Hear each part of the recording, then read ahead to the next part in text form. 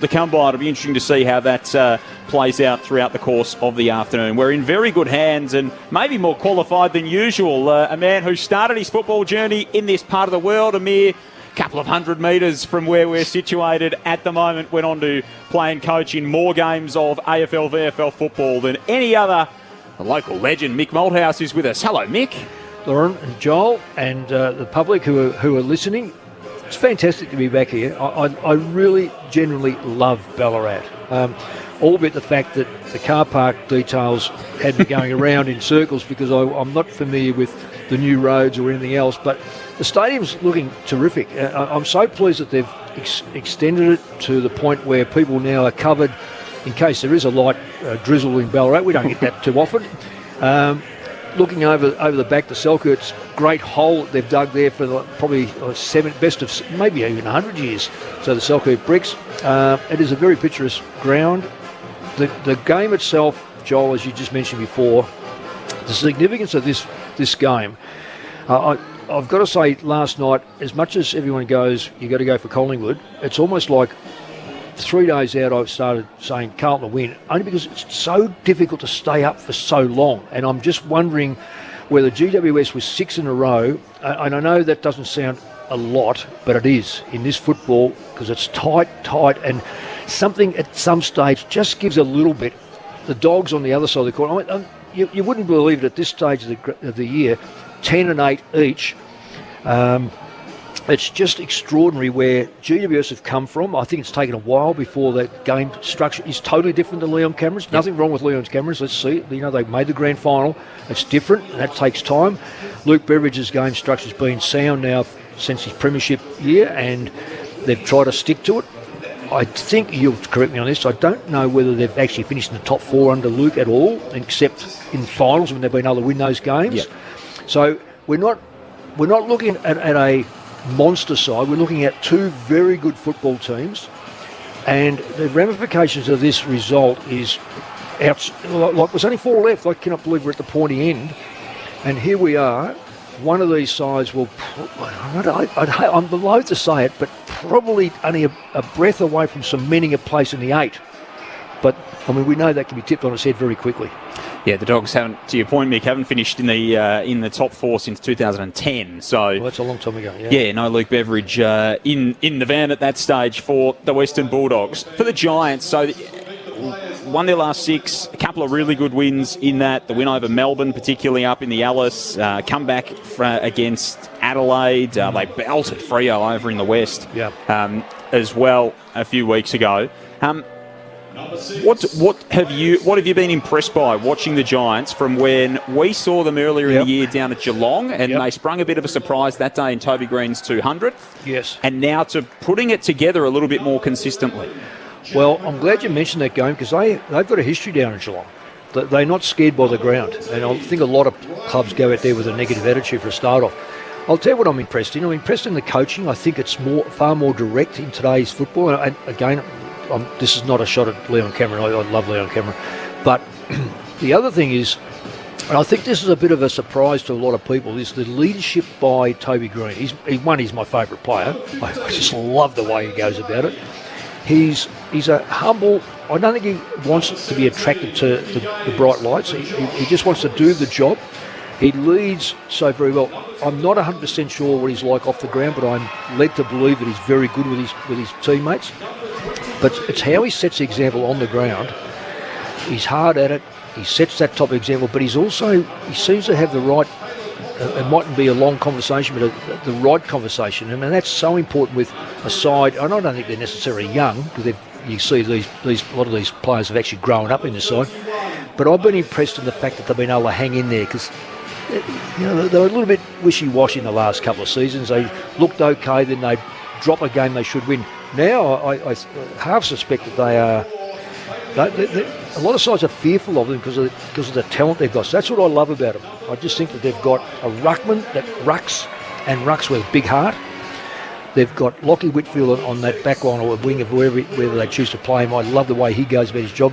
Skinny kid, I've coached a kid like that named Dean Kemp in Western Australia, and he just gave 100% for 100% of the time. And Whitfield does the same. Slightly different sort of player, but same sort of build. I'd like their forward line to be a bit more consistent. That's the only thing. I think that outside of Green, that can be a little bit hit or miss. But they're up against a side that are highly vulnerable down the back end, highly vulnerable without Jones. So this is a chance, if they can get the ball forward, the Giants, they're going to cause some real damage today. The injuries for both sides are interesting. So no Liam Jones for the Dogs, but no Hogan for the Giants. Still no Tom Green and no Xavier O'Halloran, who's been an underrated part of their resurgence this year in that forward half game. The Western Bulldogs, of course, Bailey Smith plays his 100th game as an AFL footballer. Josh Bruce plays his 100th game in the red, white and blue his 50th game, I should say, in the red, white and blue this afternoon. That got a fair old mention on the PA and the big screen before they were liking that one. But how do you see the Dogs shaping up, and where have you got them in the pecking order at the moment? Because they seem like a team that when they turn it on, it's all there, but it comes in fits and starts. Oh, absolutely spot on. If I had to sum up the Dogs, they are. My question a couple of years ago was, what sort of captain is the Bont going to be? And I hung it out there. I watched them play in COVID when we were able to actually listen on the ground. You could hear everything was said, nothing was said. And I'm thinking, he's got to be a bit more vocal. I know he sets a good example. In 12 months, he's gone through the roof with leadership. I have been so impressed in him. We're all impressed in his football abilities, but he reminds me of a different version of Joel Selwood. He drags his team over the line, and that's a great quality to have. If you're a captain that just sets an example, you back in the packs, you cop wax, you play injured, and they can rely on you to play in the big games. And even though you don't have a great game, you're still out there not letting your opponent have a great game. So I've been highly impressed in him. But the thing that is so significant with the Dogs, they will have a lean and a very lean quarter, and it's a full quarter. Somehow or another, they just can't get out of it. And this is where I reckon last week there was a step taken by a player in Smith, and both Lingy and myself, I think Lingy does the votes, and I think Lingy gave him a vote, and I thought he has taken a massive step last week, because it wasn't about his possession rate. Earlier it was about his tackling, his chasing, his harassment. All of a sudden the ball started to follow him, and at the end of it, he would have been third or fourth highest possession getter, only because he willed himself to get where the ball was. Now, for the Dogs to go to the next level, they've got to get that player up and playing that sort of football all the time. Forget about all the what's off the ground and how long his hair is and how beautiful I look with the muscles and stuff. Just focus in on that tough stuff. Be a real brute around the football, and the ball will follow you. So that's a step. I'd love to see Jonesy back in the side, that must have been a nasty one, because you generally get back up with the plate 2 or 3 weeks. Yeah, they reckon that he's about 3 weeks, or sort of anywhere between maybe 1 if it's good. It could be sort of 2 or 3. Did it get amputated? Did it? I don't think it quite got amputated. No, well, that's a massive time out for a break, and we know that Howell was out for a long time too with splintered break. So I'm not suggesting he doesn't want to get back, but that must have been highly significant. The other one who is an intriguing player, really intriguing player, and has intrigued me right from the word go is English. Yeah. He can ruck beautifully against average ruckman, gets around like a ruck rover, gets a lot of the football, but he's up against a genuine ruckman today, and that to me is going to be a big test, because Briggs is not just another name. He's emerged. Yep. And I think that for the Dogs to go forward, they've got to get. Now I don't know what colour hair Lob's got today, but he's gone back to the brown by the look of it, back to the natural colour. Well, and he should wear dark boots so he's not noticed, because too often before, the only thing we noticed was his blonde hair and his whatever colour boots he had, because he never got near the football. He did everything that Jack Dye said. Look, he just got where the football wasn't, he got. And I don't know whether those Jack's words or not, but let me say, you cannot be that sort of player. You've got to be able to be one of the 22, blend in and contribute. And if he doesn't do that, then I reckon their forward line, because Norton's good, but he's not great. Yep. I'll need something from Rory Love today, strutting down to Full forward at the Creswick end of the ground. The Giants have won the toss. Toby Green elected to kick to the southern end or the showgrounds end, the right of your radio dial. Rory Lobb, one of 3 ins for the Dogs alongside Jason Johannesson and Luke Cleary. Lockie Keefe, the lone in for the Giants. Nick Haynes, the sub for GWS, and Riley West is the sub for the Dogs. Who wins it, Nick? Well, I think the Dogs should, but I don't like the fact that Dre is on Toby Green. I think that is a mismatch for a start off. Let me say, out of the goal speed, Toby Green eats people that size. He has them for lunch. Old-fashioned 8-point game in Ballarat. The Dogs and the Giants. Here's Lauren Borden. And it's Briggs and English in the ruck, goes past all of them. Bontempelli's able to get a kick away, only goes as far as Whitfield of the Giants. He tries to grab a kick, it goes back to Bontempelli. Hand passes as he's tackled to Liberatore, who goes back towards Cleary in his first game for the season for the Bulldogs. And he goes out wide to Poulter. Delisted by Collingwood last season and now playing in the Bulldogs colours. Good kick down the ground towards Wakeman. He can't hold on to the mark. It'll be the Giants able to get away here through Iden. Underground hand pass to Himmelberg. Quick hands to Cumming, who hand passes it to Whitfield. Another hand pass to Cornelio. A string of hand passes here from GWS. He hand passes backwards towards Ash, who slams it on the boot. It's a long driving kick inside 50 for GWS. No one can take a mark. Hand pass to Green, shoves it on the boot, trying to get GWS their first goal of the day. It's just wide and just a minor score for the Giants to start. It's the Giants leading by that 1 point, a minute played in the first quarter. And he did that last week. I think he kicked 2 points before his first goal, and that's danger signs already. It's a real mismatch in my book. Went from end to end pretty swiftly then the Giants. Bailey Dale pokes it into the back pocket to Tom Liberatore. Equal high 36 disposals last week. Biggest number of his career. Dale's inside defensive 50. Comes out toward English. Through his hands. Slips out the back to Geray. Handball to Bontempelli. Through the traffic. Looking for Ugle-Hagan. Taken away by Buckley. Now to Cornelio. Strides through the 50. Starts it right. The breeze at his back. It didn't come back a lot. And another minor score for the Giants. So 2 behinds through the opening 2 minutes for the men in orange. And looking dangerous early.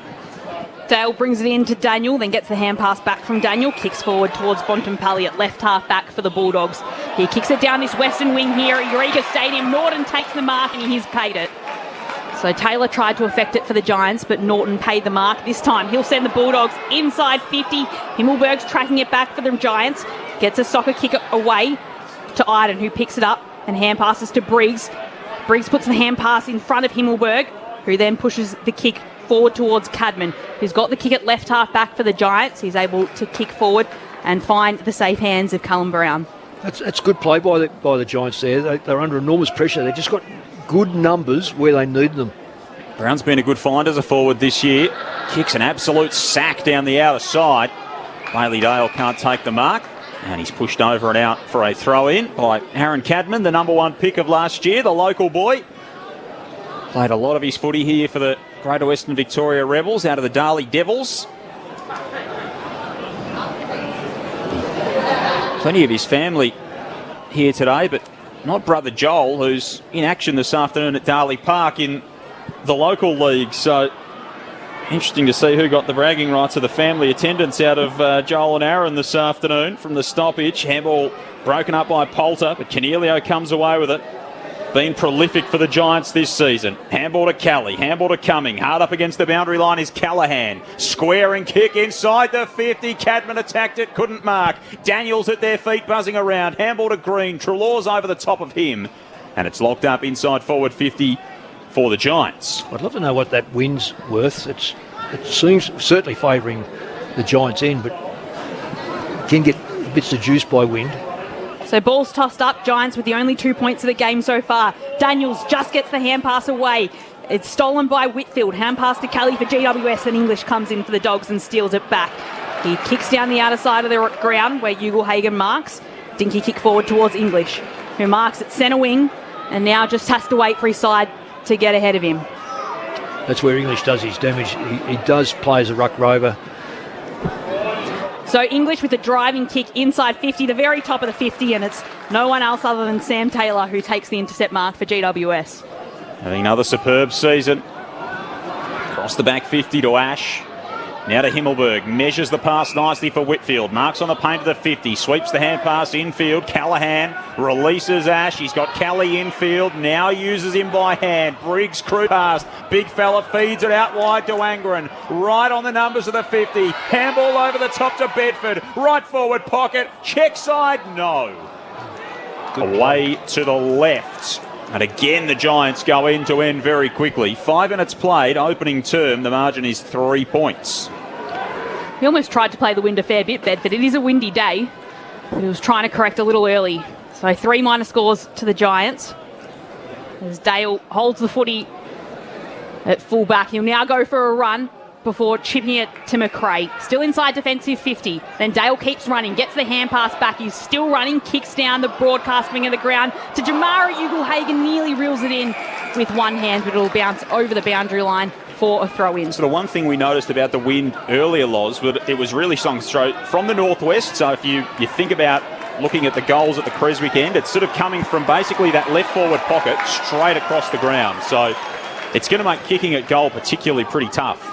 And it is strong. It is. It's very strong from what we were watching in the pre-match. As the ball's tossed in. Scott couldn't grab it for the Western Bulldogs. Here's Bailey Smith, the cheer for him in his 100th game. He hand passes to Scott, kicks the Bulldogs to half forward.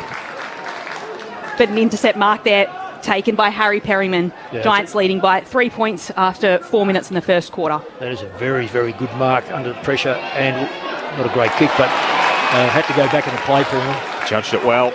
Kick not so much, overcooked it.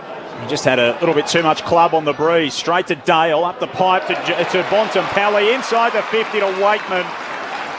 And the Dogs on the counter. Waitman's marked maybe just closer than 40 metres out, slight angle to the right, and he'll be starting this at the left-hand goalpost. Well, the Giants are very aggressive on the back line. When they start to run, they run, and there was a turnover, and once that turnover happens, you find yourself out of position. Waitman's one of those players that just knows how to sneak in behind the defence. 3 goals last week for Cody Waitman. For his 30th of the season and his first for the game, it's holding up and it's pushed all the way across the face of goal from left to right. As we forecast, the breeze will push it that way all day. And it's a minor score for the Dogs, despite the crowd excitement. 2 points the margin, 6 minutes played, opening term here in Ballarat. Joel, you almost just, the way the crowd were, that must have been going fairly straight until that last second. It did look like very last minute there, Mick. So still no goal here in the game yet as the ball comes out to half back for the Dogs. It's the Giants in possession here via Ash. Beautiful looking kick towards Cully, who's got it at centre wing.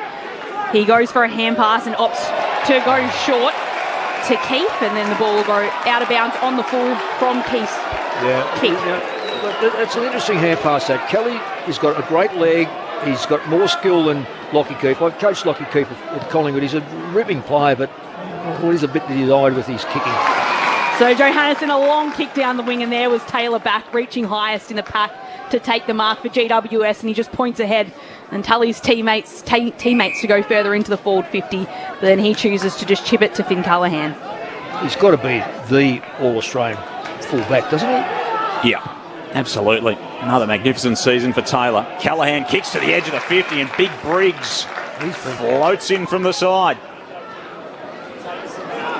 Thought about offloading to Himmelberg. He'd be just about within his rights from here, Mick. He's getting a bit of protection from the breeze because of the grandstand that we're situated in from where he is. This is all new to me, this stance. I'm not sure how it goes. We know where the wind's coming from, but can he get a bit of boost from it? So Briggs will have to unload from 55. It's a long kick. It's pretty straight. It'll be knocked down in the goal square. Keith was there for the Dogs. Handball off to Cleary on the last line. Now to Johannesson, to Dale. He stepped it out. And the umpire said throw it in. Right forward pocket. Giants into attack. They lead by 2. We've played 9 minutes in the opening term. If that was done MCG Collingwood game, that would have been paid. Well, the crowd would have made it paid. That was as deliberate as you'll get. So ball tossed in the showgrounds end. Briggs picks it out of the ruck, slams it on the boot. It's going high. Mark won't be taken by Brown. Cummings in there for the Giants. He's dispossessed. Lloyd hand passes it backwards. He was looking for his teammate in Perryman. He was forced to hand pass. Norton comes in from the Dogs. He's dispossessed of the footy as well. Poulter tries to do something with it for the Dogs. Hand pass to McGray. McRae grubbers a kick towards half forward. The Western Bulldogs still moving forward here. Johannesson kicks to the top of the 50, and the mark's taken by Ugle-Hagan. He spots up something he likes, and it's Bontempelli who floats up to take the mark inside 50 for the Western Bulldogs. He does that so well, Bontempelli. He works. He was in the back half, works forward, virtually goes up the channel, and gets involved late, as he has done here. That's very, very good play. Smart play. So Bontempelli will have to kick from tougher than a 45-degree angle, 35 metres out, towards the Creswick end of the ground. He spots up a better option and kicks it towards Smith. A few claps for Smith around this crowd at Eureka Stadium, and the angle's eased up a little bit for Smith to kick from. So Smith on his approach, his mullet blowing in the wind. He kicks towards goals, and he's got the first one on the board in game number 100 for Bailey Smith. The first goal of the day as well here at Eureka Stadium. It's the Western Bulldogs that move to 1-1-7, playing the Giants just the 3 behinds.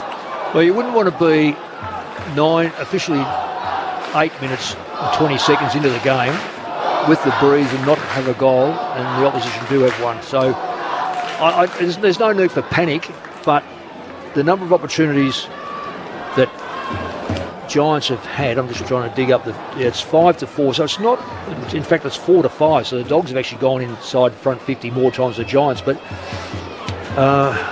right now it's certainly favouring the Dogs. They're running the ball better. The Giants are getting the ball to half forward, but not then completing the job. Thoughts of Mick Malthouse with you on Grandstand AFL. Dogs come out of the middle. Here's Treloar to Bontempelli. Left foot kick from 55 to Norton. Knocked it down to Daniel. Threw it on the boot. Almost rolled it through.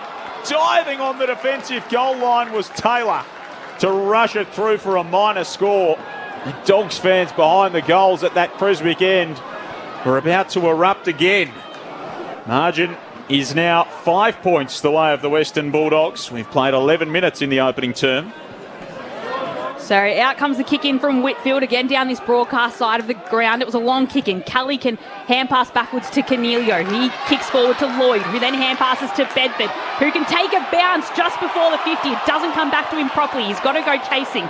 So does Liberatore. He's leapfrogged, and the ball stays in the GWS's forward 50 as Ward gets a kick away to the top of the goal square. Mark can't be taken by Brown. Keith's then a mop up for Western Bulldogs. He hand passes to Dale, who kicks the ball outside and out on the full, and Toby Green's there to collect for GWS.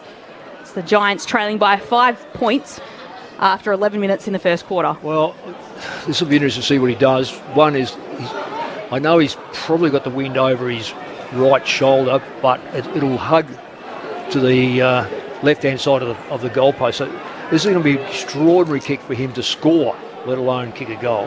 Yeah, he's going to have to come inside. Waitman's right in the right position. The Dogs have got this set up well. He's a man on the mark.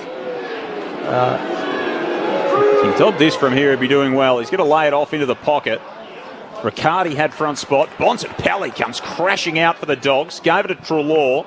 He's tackled by Cumming and dragged down inside the forward 50 for the Giants, where it's locked up in front of the scoreboard. If you didn't know, there's no one in the front half of the ground for the Dogs. Ball tossed up, Keith.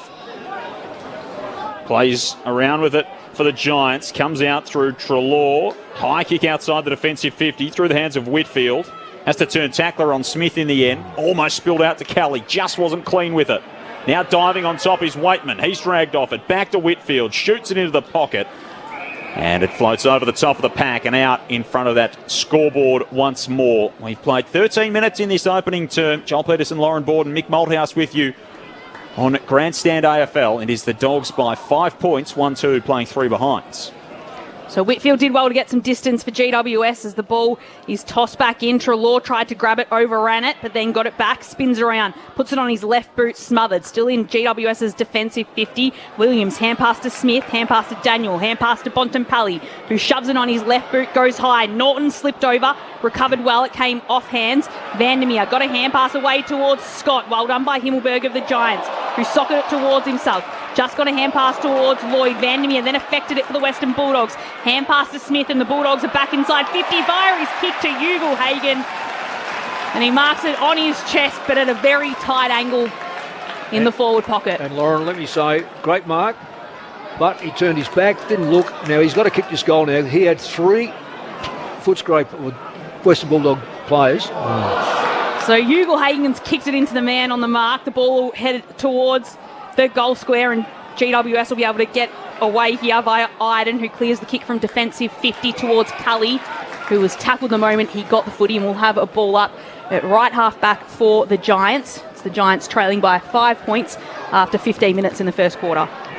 That's a bad miss from Ugle-Hagan. Daniels grabs it out of the stoppage, bangs it inside the forward 50.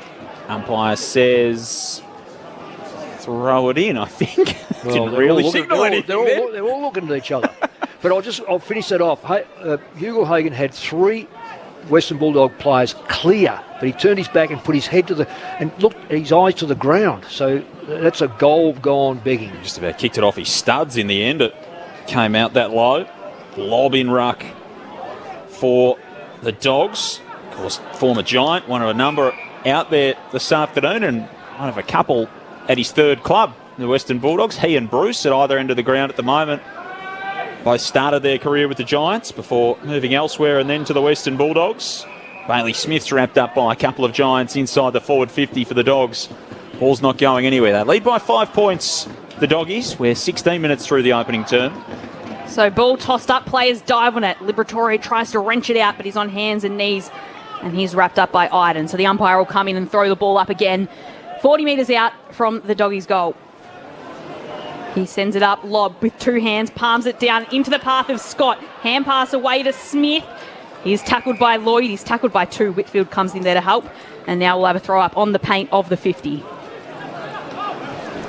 So up goes the ball, bounces once before Daniel can run onto it, and hand pass to Liberatore, hand pass to Johannisen. He sends the ball towards goals and he squeezes it through.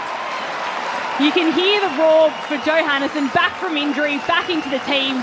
And all his teammates are coming around to high-five him and celebrate the goal. It's Western Bulldogs' second goal of this afternoon after 17 minutes played in the first term. It's 2-1-13 playing GWS, who have just the 3 behinds. I like sides who work out where they sit as far as an outside, inside, running, whatever, receiving side. The Dogs are a contested football side. They're leading that right now, contested football 24-17. That was a typical thing. I know it's probably a clearance. They'll probably say it's a clearance. They're leading that, the Dogs 8-2. They're really monstering the Giants around the fall of the ball, and that's why they're 2 goals into the breeze.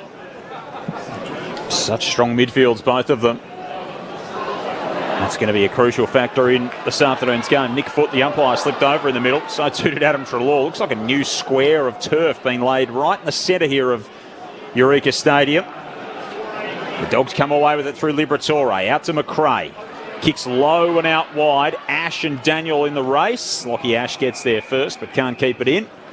And it'll be thrown back in on the outer side. 0437 774 774. The text line this afternoon. Love to know where you're listening from. Might be at the local footy somewhere. The Battle of Melton this afternoon in the local league, Mick. Melton South versus Melton, or Sebastopol and your old mob North Ballarat out at Marty Bush Reserve just down the road. So if you're listening to us, and this is going to be deliberate. Gee, Whitfield's a bit stiff there. Well, he just got shoved off the ball. How can that be deliberate? I mean, they were very good last night, the umpires. I thought they could have easily run it a few times last night, but they were inside forward 50 for the Dogs. Ugle-Hagan coming over the top of the pack. Pulls in a really strong mark in the right forward pocket. And he'll have to do better than his last effort with this. Joel, hasn't he improved his one-on-one marking from last year? That's just that 1 year growth over the summer growth. He's just been extraordinary. The lefty from the pocket, tough kick back into the wind. It'll fall short, and Lobb will just hack it through into the post. It's set up for Rory Lobb right on the goal line. All he had to do was tap it in, and he put it into the right hand upright. Another behind to the Dogs, 11 points the margin. So in comes the kick in. Bontempelli might be sending this back the same way. Clever tap to Smith. He gets the ball back. Bontempelli puts it towards goals, but it bounces out a few metres around from the left behind post, and it'll be a kick to Lloyd of GWS. Well, this is living in the Dogs' half, which is really strange. I thought that the midfield of the Giants would have had a bit more of the football. So kick comes in. It goes through the hands of Bruce. He grabs it back. He's tackled down by Briggs in a strong tackle, but the umpire's blowing his whistle. And it'll be a free kick going the way of Josh Bruce. What for, Lauren? I was hoping you might have seen that, Mick. Oh, well, I was watching it. So Bruce inside 50. Lobb puts his hand up. He's taken the mark. He tries to claim it by putting his hand up, and this time the umpire will come in and say it was touched beforehand and will throw the ball up deep inside Western Bulldogs attack. Umpire saying, not your job, Rory. Thanks for that. McRae at the stoppage. Handball to Smith. Handball to Poulter. Left forward pocket. Squaring kick toward English. It's got to be, yes, it's got to be a rule. Has been paid the mark. It slipped out right at the last moment, but the big fella's been paid the mark at the top of the square. And he can bang this out onto the Midland Highway, Mick, and put through the Dogs' third. Well, that's his forte, is to get forward. Briggs was there, so just timing wasn't quite right for the spoil. So Tim English from point-blank range. He's kicked it up to Creswick, and he's kicked the Bulldogs' third goal. 3-3-21 the hosts. Doing their work back into the wind in this opening term and making light work of it. The Giants are 3 behinds, but they haven't scored in quite some time. The margin is 18 points, and we are 21 minutes through the opening term. The thoughts of Mick Malthouse on Grandstand AFL. Well, Bontempelli's had 12 possessions, 7 and 5. Every one of them have counted. 5 contested possessions, so we're doing votes right now. He's that far in front, it's not funny. Whitfield of half-back flank has been the biggest possession getter for the Giants, and there lies the problem. You've got a midfielder who gets the ball inside front 50, and yet Whitfield's on a half-back line trying to resurrect the ball and get it into there, at least past the centre line. So that's the tale of two sides at the moment. So GWS with the first 3 scores of the day, all behinds, and then it's been the Western Bulldogs from then on. As the ball's bounced in the middle, it'll be an inside 50 here for GWS from Green, not quite.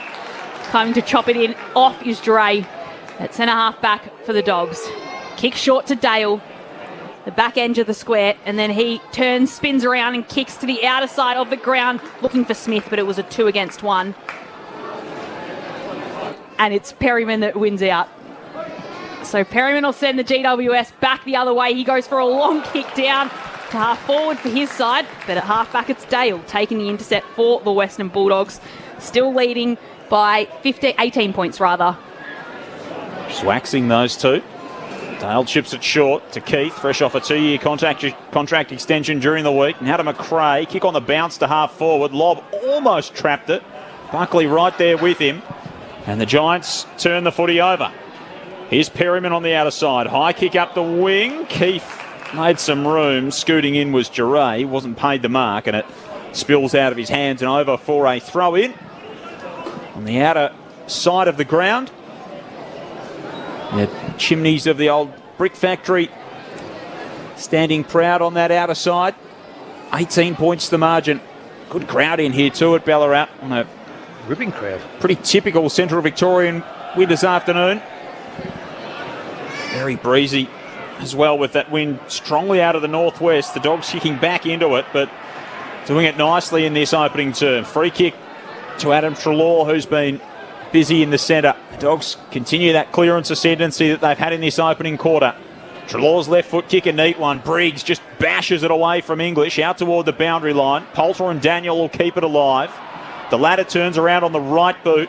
Kicks up toward half forward. Back with the flight was English. Did the roving after he got hands to it. Delivers inside the 50 to Vandermeer. Great work from the big fella. Latham Vandermeer's got it 40 metres out, kicking back into the teeth of the wind. Oh, brilliant by Big English. He's contested the ball. He's had 6. He's roved the ball, his own taps. He's run on. Briggs might be okay in the contest, but he's not getting him around the ground at all. 1 goal, 2 from his 6 games so far. Latham Vandermeer, he's given it a good ride. It'll go right to the line and it strikes the inside of the left-hand goalpost. 3-4 the Dogs, 3 behind the Giants. We've played 24 minutes in the opening term on Grandstand AFL.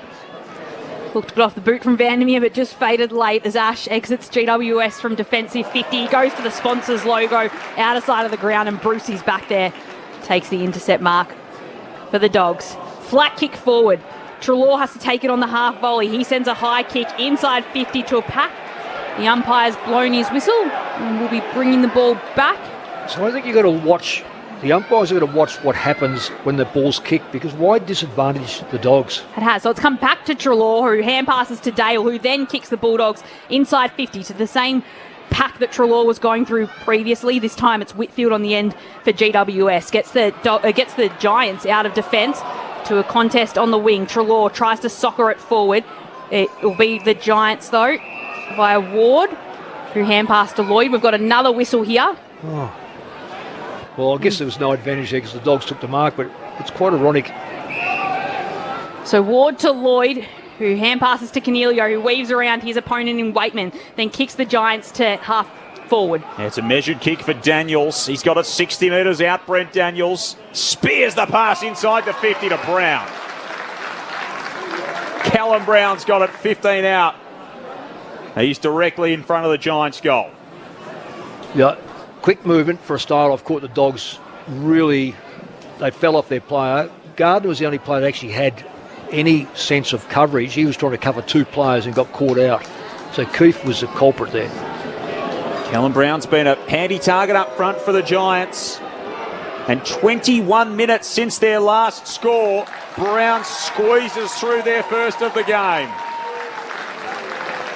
Dominated the early stages, the Giants. It really dried up for them in the middle of that opening quarter.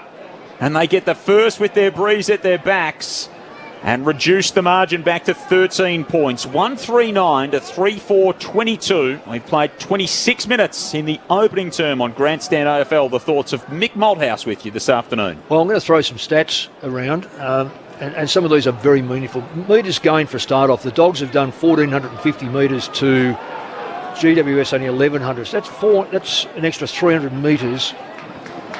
The styles are different. GWS is hand pass crazy at the moment, and they've got to do that to break up the Dogs' defence. But the Dogs are going direct with their kicking, and the big difference is the midfield dominance at this stage. So Giants with their first goal of the afternoon as the umpire throws the ball back up, diving after it is English. You can get it as far as Liberatore, forced a hand pass again on the ground. Bontempelli's here. He hand passes to English, who goes with a flat kick inside 50, and this time Lob grabs it, holds onto it, and the umpire pays the mark.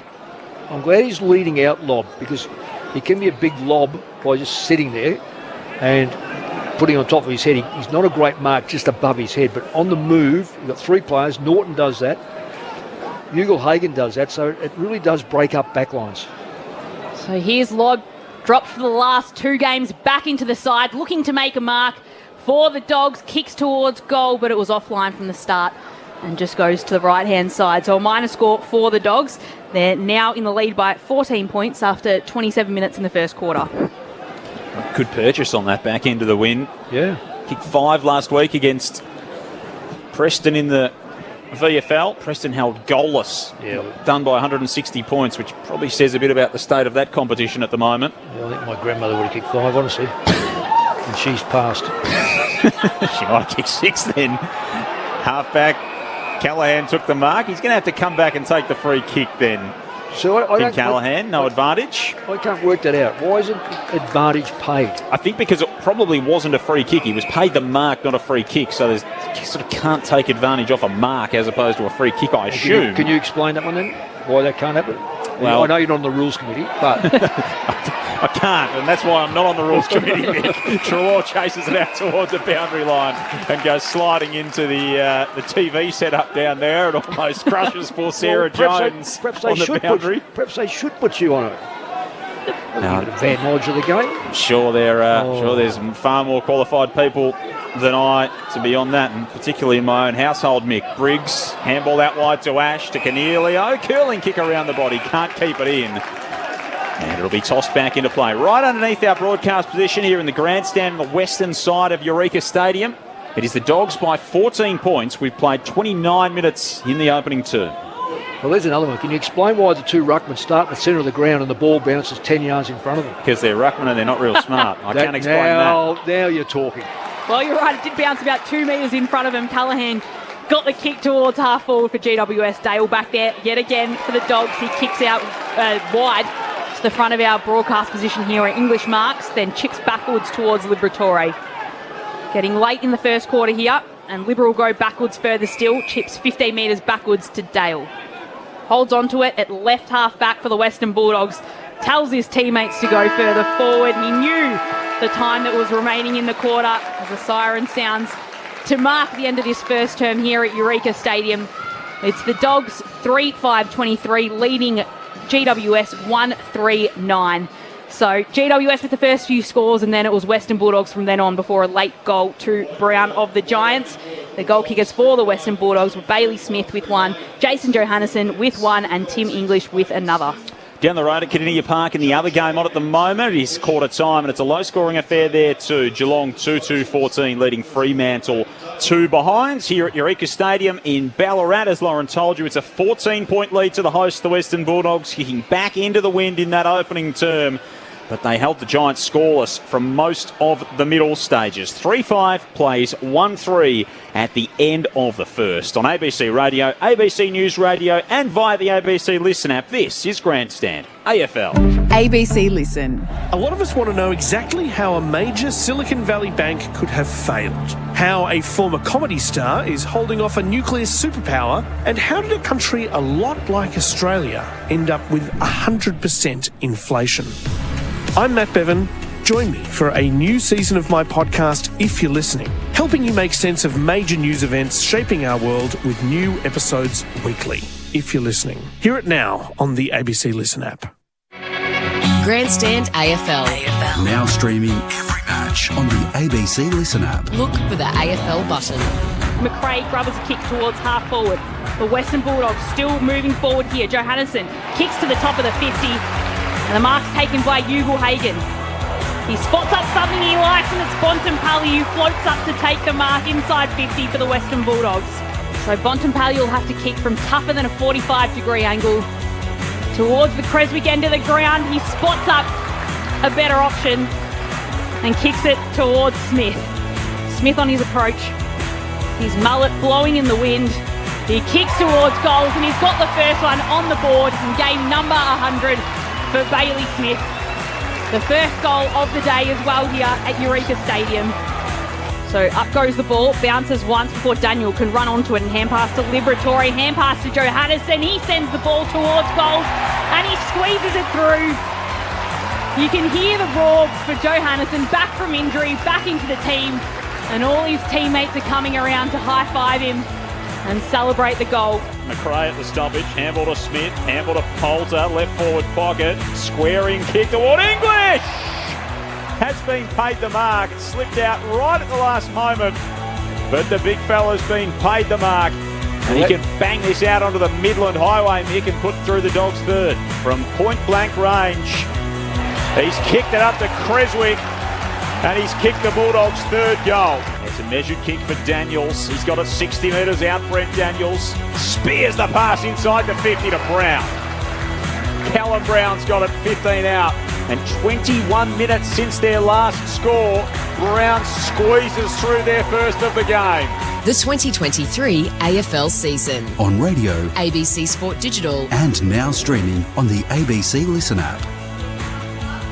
Not only did they not score for 21 minutes in that opening term, the Giants, they didn't get an inside 50 for 12 until Callum Brown kicked that final goal of the opening term at the 26-minute mark to reduce the gap to 14 points at quarter time. 3-5-23 the Western Bulldogs, the Giants 1-3-9, fifth spot on the line for the winner of this game this afternoon. Down the road at Kardinia Park, there is another game in progress. It is Geelong 2-2-14, leading Fremantle 2 behinds. Joel Peterson and Lauren Borden calling it for you. Great to have you with us on ABC News Radio.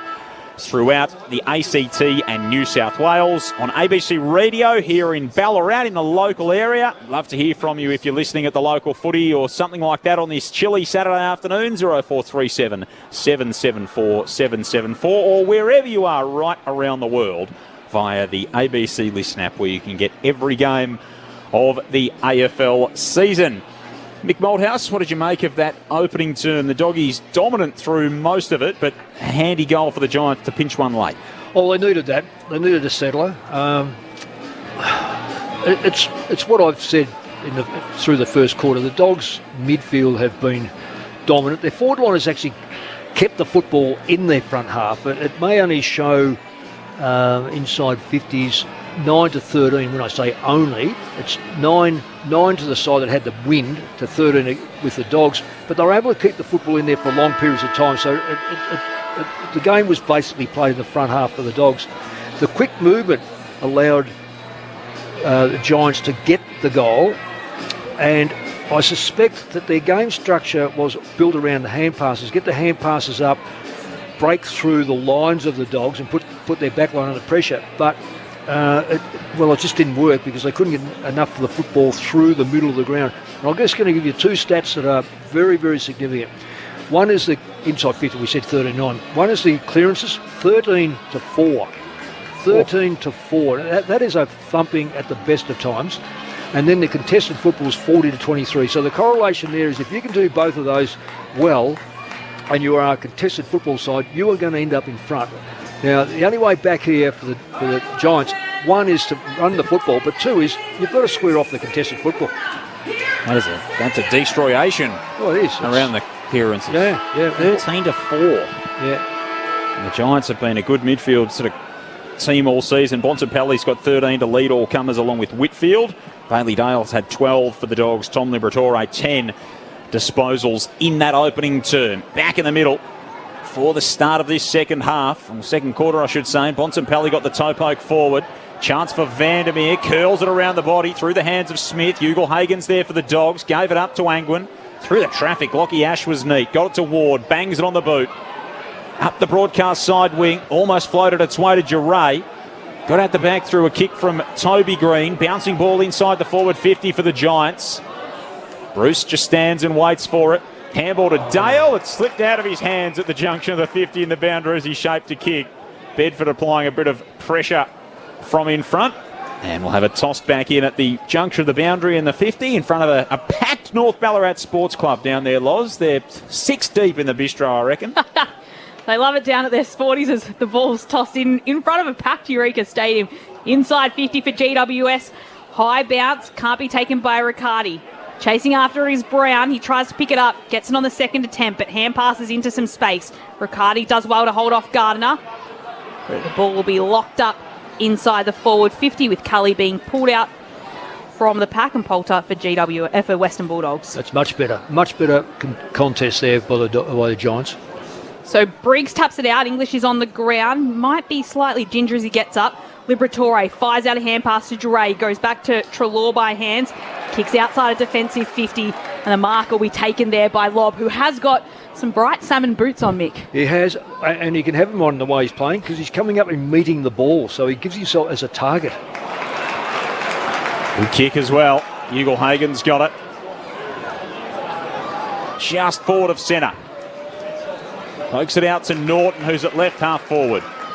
Rolls around onto his right boot. Spears it inside the 50 to Vandermeer. Yeah. A little bit too easy for the Dogs. Vandermeer's got it 40 out, almost directly in front. Well, absolutely, Joel. The backs of GWS were all over the place. And it's not as if it was a real quick play. It was quick enough, but they just didn't. They're guarding ground instead of guarding their opponent. So Vandermeer with a shot in the opening term. Just couldn't stick it through. This time with the breeze at his back, he misses.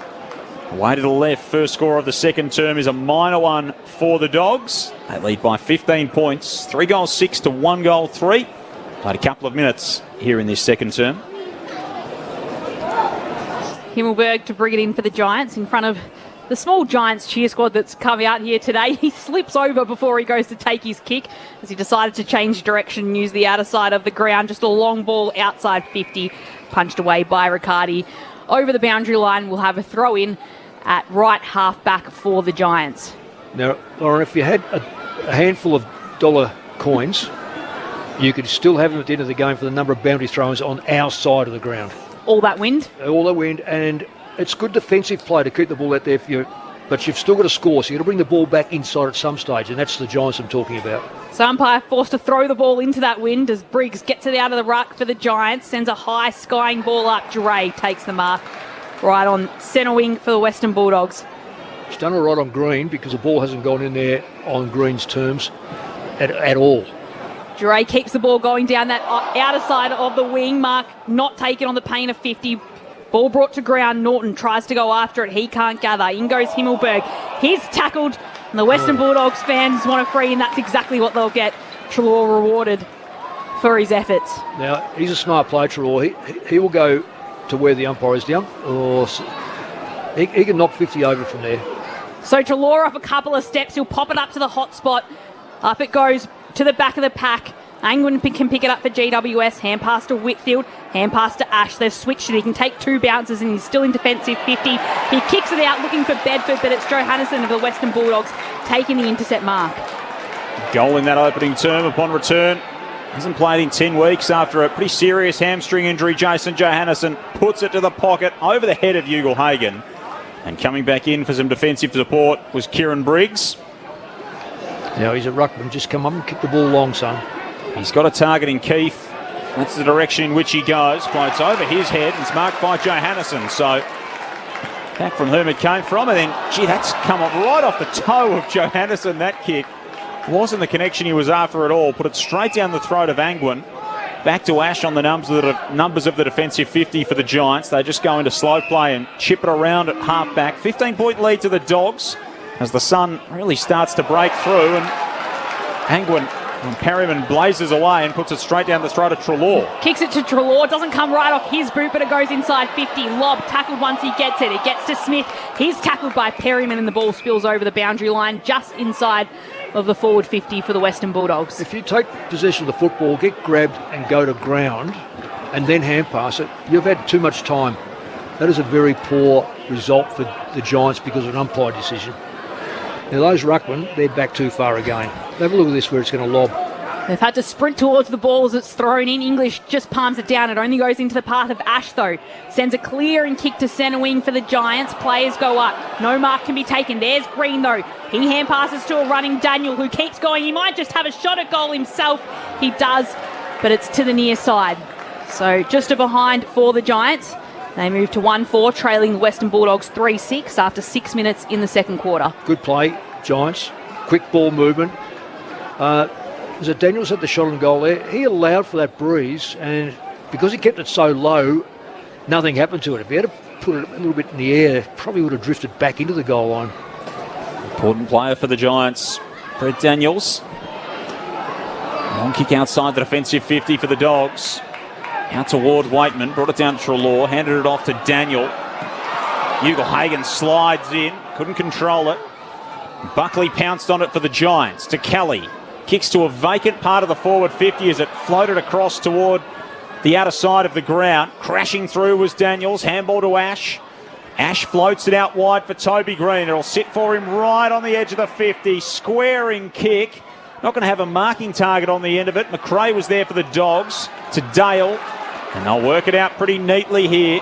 Dale's exiting kick, though, looking for lob. It'll be bounced back in by Buckley. He pokes it inside the arc, and English floats across and takes a good juggling defensive mark for the Dogs. 30 out from the goal that they're defending. Oh, they're outnumbered, the Giants, defensively outnumbered. So English kick to Keith. He could weave his way through the centre of the ground, get the ball inside 50. Just didn't sit well for Ugle-Hagan.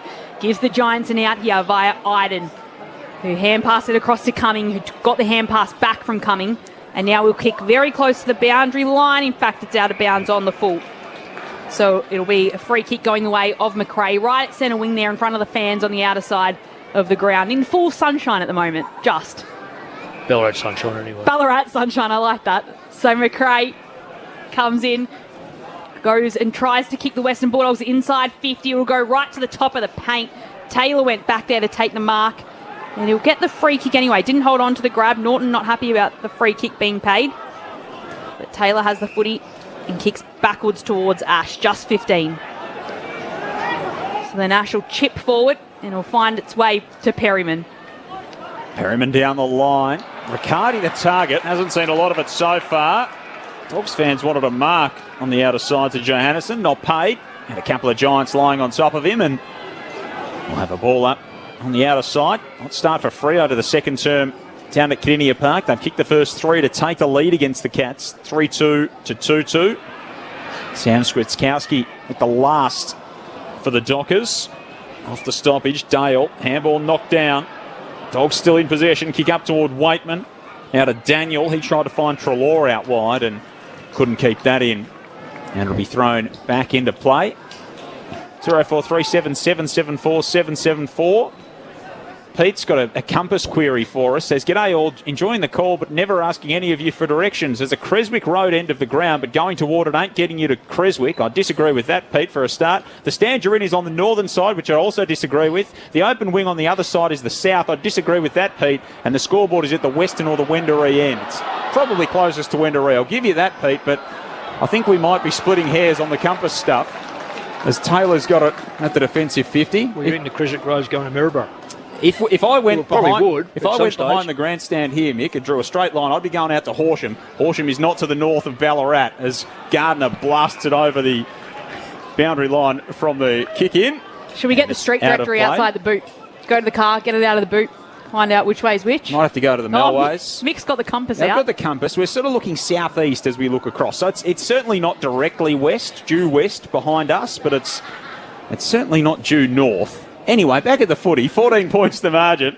We're in the middle stages of this second term. We're about 10 minutes into it. Dogs still well and truly in control.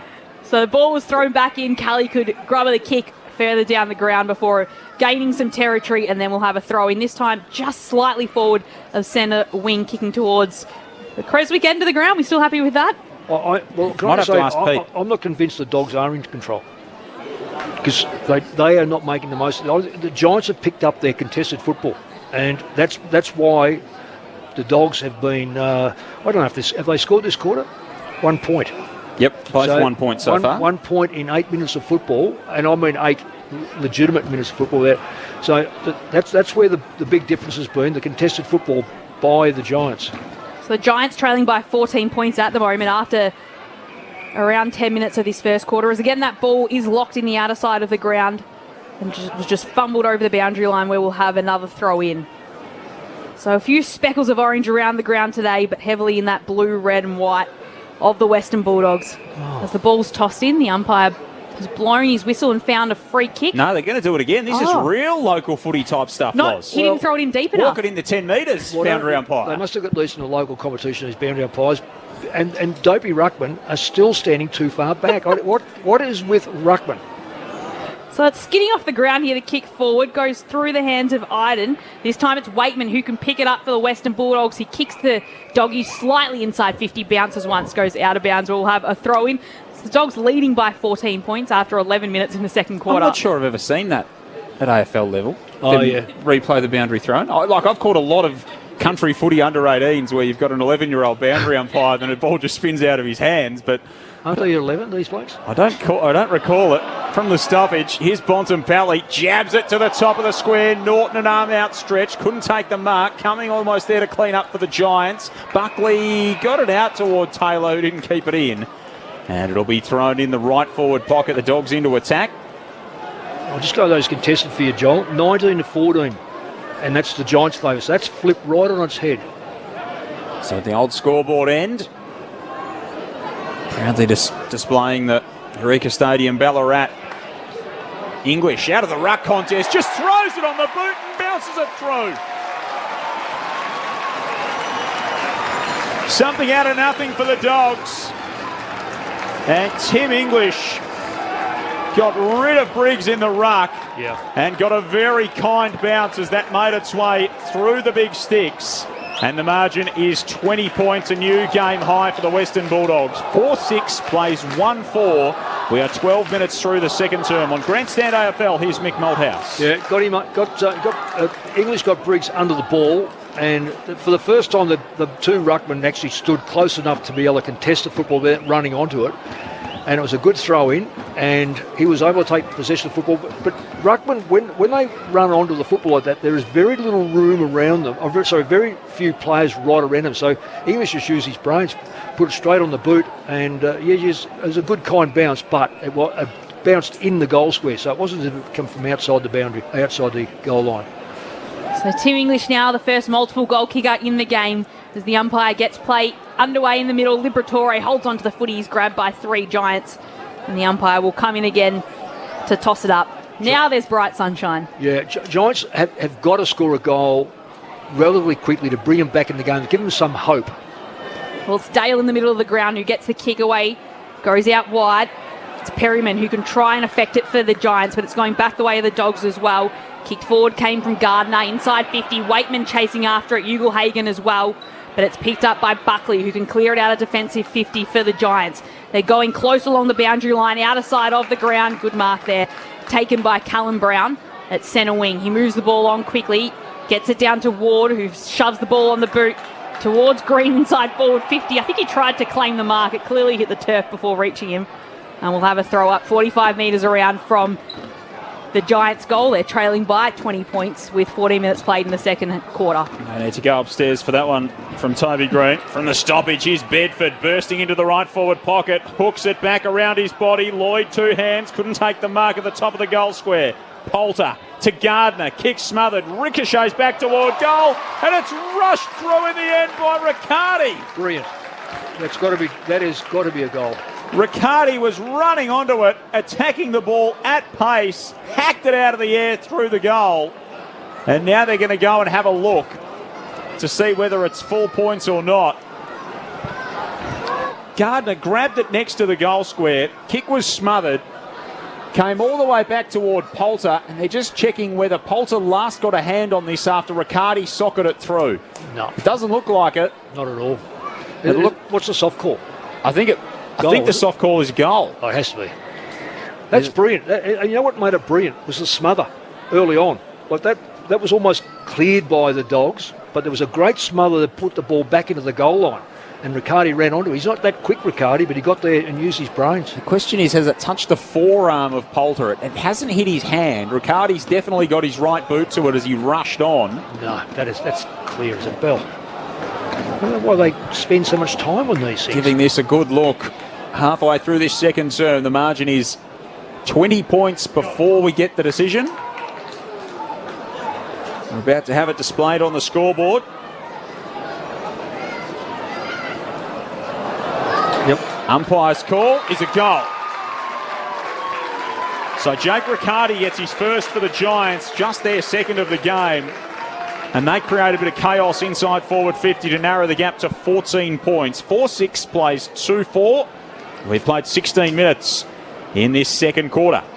Well, the call was a couple of minutes ago, Joel, that we thought that the Giants had to kick the next goal to keep them in the game, because another one by the Dogs, and all of a sudden that's a 3-4 and it starts to stretch out. They've got the win and they're still only halfway through the quarter, so you've got 10 odd minutes to go. So it was so important the Giants got that one. And in fact, really, to stay in the game, they probably need to kick the next one before the Dogs have a sniff of it.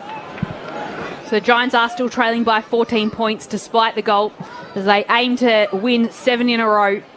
Umpire throws it up inside, and it'll be the Giants going forward again, with Brown being tackled there. Lauren, why is that play on? It's kicked off the ground and marked 30 metres away. We'll have to get some clarifications. Liberatore, though, from the throw-up, he kicks the Western Bulldogs forward to half forward, but it'll be all Giants back there tracking back to get the footy. Perryman kicks it across to the broadcast side towards Cumming. Short forward towards Ward. He keeps it inside and hand passes back to Cumming, who tries to curl it on his boot inside the 50. Does well. Gains some distance for his side. Gardner back there can get the hand pass away, but it'll go out of bounds for a throw-in inside the Giants' forward 50 as they trail by 14 points after 17 and a half minutes in the second quarter. Just Keith off the ground injured, is he? I'm just trying to find him at the moment. Key back. You could see when he kicked that ball coming that they thought had gone out of bounds on the full. The whole crowd reacted to it. Here's Green at the stoppage on the left boot. Hooks it across the face. It'll bounce awkwardly for Riccardi and go out. Lockie Keefe's just doing the ruck work inside forward 50 at the moment, Mick. I think is it Keefe that's off the ground? Briggs is off the ground at the moment. You've got Briggs down there on the bench. Looks like Whitfield, Josh Kelly also down there for the Giants. Just look at the Dogs bench. Perryman. Norton's getting a little bit of treatment. Just a bit of a rub down. Dogs clear it from the defensive stoppage. Riley West has been brought into the game in the last couple of moments for the Dogs. He has a touch of it there. So the substitute activated for the Western Bulldogs, Alex Keith, out of the game. So we'll get an update on that when we can. Thrown up on the outer side of the ground. Defensive half for the Dogs. Treloar to Smith. Tried to ride the Bedford tackle. Handball turned over. Went to Brown. Back to Smith of the Dogs. Then to Keefe of the Giants. Now to Williams of the Dogs. It's messy footy at half back here for the red, white and blue. And it's going to be a free kick, and it's going to the Giants at right half forward. So Alex Keith out with concussion, the Western Bulldogs have said. Right. Not the first time he's had concussion this year. No, it's not. I don't remember any incident. No. So Giants now go deep inside 50, top of the goal square mark, taken by Brown. Yes, it is. Big pack. Big pack. Big pack flew. Brown had hands on it first. Clung to the mark. Was he the only one that got near it in the end, wasn't he? Right at the front of it all. Well, smart, because that ball was always going to drop, so you've got to play in front on these occasions, because if you're at the back, unless you get a jump at it. Brown from 30 out, went the snap. It was low, flat, easy for Dale to cut off in the end for the Western Bulldogs. They'll keep it inside here, though. GWS Daniels gets the hand pass away. Chopped off, though, by the Dogs. Treloar could hand pass towards Williams. Smith follows it, but all the Western Bulldogs players are pretty happy to see it over the line. 55 metres out from goal. Still holding that 14-point lead after 20 minutes in the second quarter. I don't care if you can't kick left foot. Don't try to kick left foot on match day if you can't. Use some other source that's going to get you closer. I mean, that's embarrassing, that kick. And it's not only embarrassing, it's lost your side, 50 metres plus a score. Something going on in that right forward pocket. Hugo Hagen didn't in the opening term. Ash at the stoppage, tumbles it inside forward 50 for the Giants. Great work from Bedford to keep it alive. Handball to Callaghan, to Kelly, who bangs it goalward, holds up in the wind. And Bruce is able to rush it through for a minor score. So the Giants now ahead in this quarter on points with 1 goal 2, the Dogs 1 goal 1. The margin is 13 points, and a stat, thanks to Mitch, who's pushing the buttons back in the studio. Since the 2019 elimination final, the Giants have just won 1 quarter against the Dogs out of 20. Really? Of course, that 2019 elimination final, the last time that the Giants beat the Dogs. So 5 wins for the Dogs in that time, but the biggest margin of them, 38 points. So that's a rather remarkable stat. So Dale kicks it in. There were some hand passes around from the Bulldogs, clearing one of them. Kick down the line. That's all the Giants here at left half back for GWS. Hurry kick came down from Himmelberg. Chopped off by McRae. He kicks right into the centre of the ground where there's Liberatore.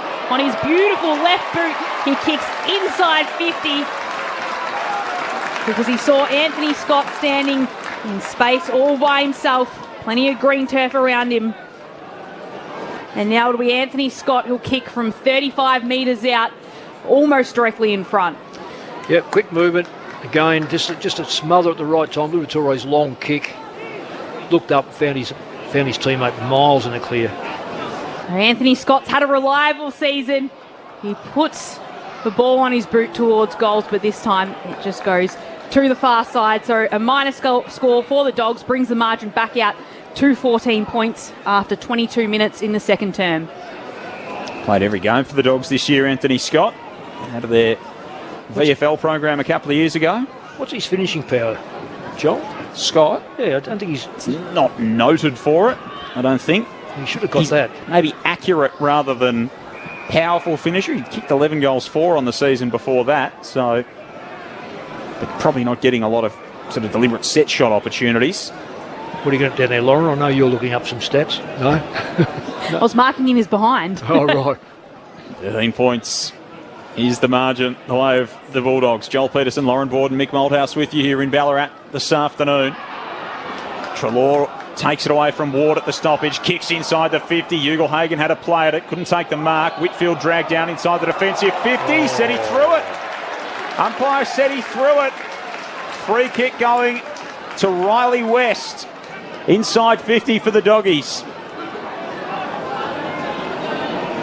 Lockie Whitfield turns around and looks at the scoreboard in disbelief, trying to find some kind of evidence that supported his argument, but as we heard last night, you can't tell the umpire to turn around and look at the scoreboard. So Riley West will kick from just inside the 50. The sub coming on, having an impact on the scoreboard, but not a major one. 15 points is the Dogs' lead, 4-7 to 2-5. We're 23 minutes through the second term down at Kidney Park. Cats back in front by a point, 4-4, plays 4-3 nearing half-time. So Riley West on for Alex Keith, who's out concussed. Nick Haynes still unused as the sub for GWS as the kick comes out of defensive 50 for the Giants. It's Bruce holding the footy right on the boundary line until he's taken out over it for a throw-in.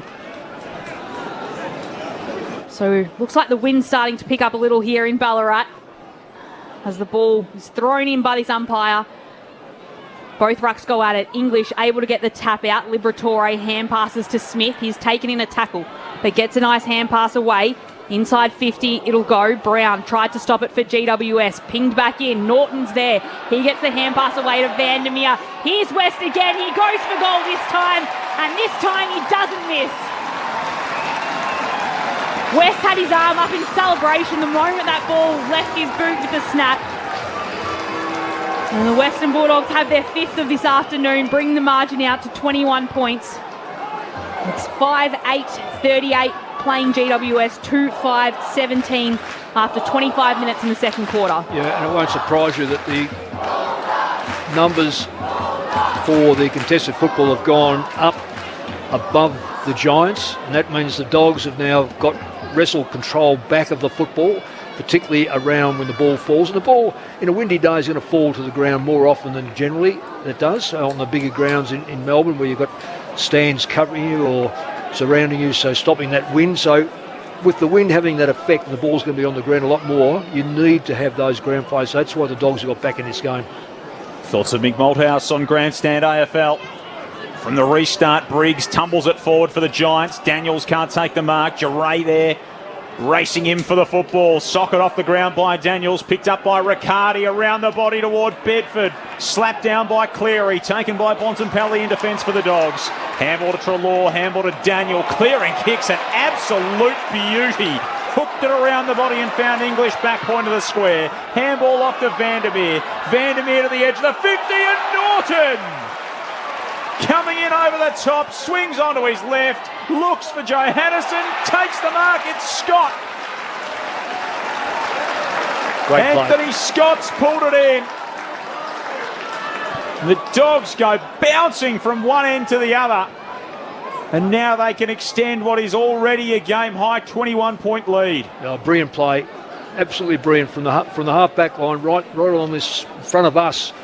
So we had a close look to make sure the ball was a real ball. First time we've seen it from this angle and this distance. Beautifully played. So can Anthony Scott straighten up in front of goals? The answer is no. He's tugged that a long way to the right. With the breeze pushing it back the other way, he's missed that by a fair old margin. It is a new high watermark for the lead, though, at 22 points. We've played 26 minutes here in this second term on Grandstand AFL. So Ash to Whitfield from the kick-in. Doesn't know where to go. He was trying to force his teammates to come to this broadcast side of the ground. And that pressure's meant that Dale has taken the intercept mark for the Doggies. He sends it inside. He was looking for Norton. Taylor was there. Didn't take the mark this time. Bounced off his chest and over the boundary line for a throw-in. Yeah, Lockie Whitfield's not overly happy there, Lauren.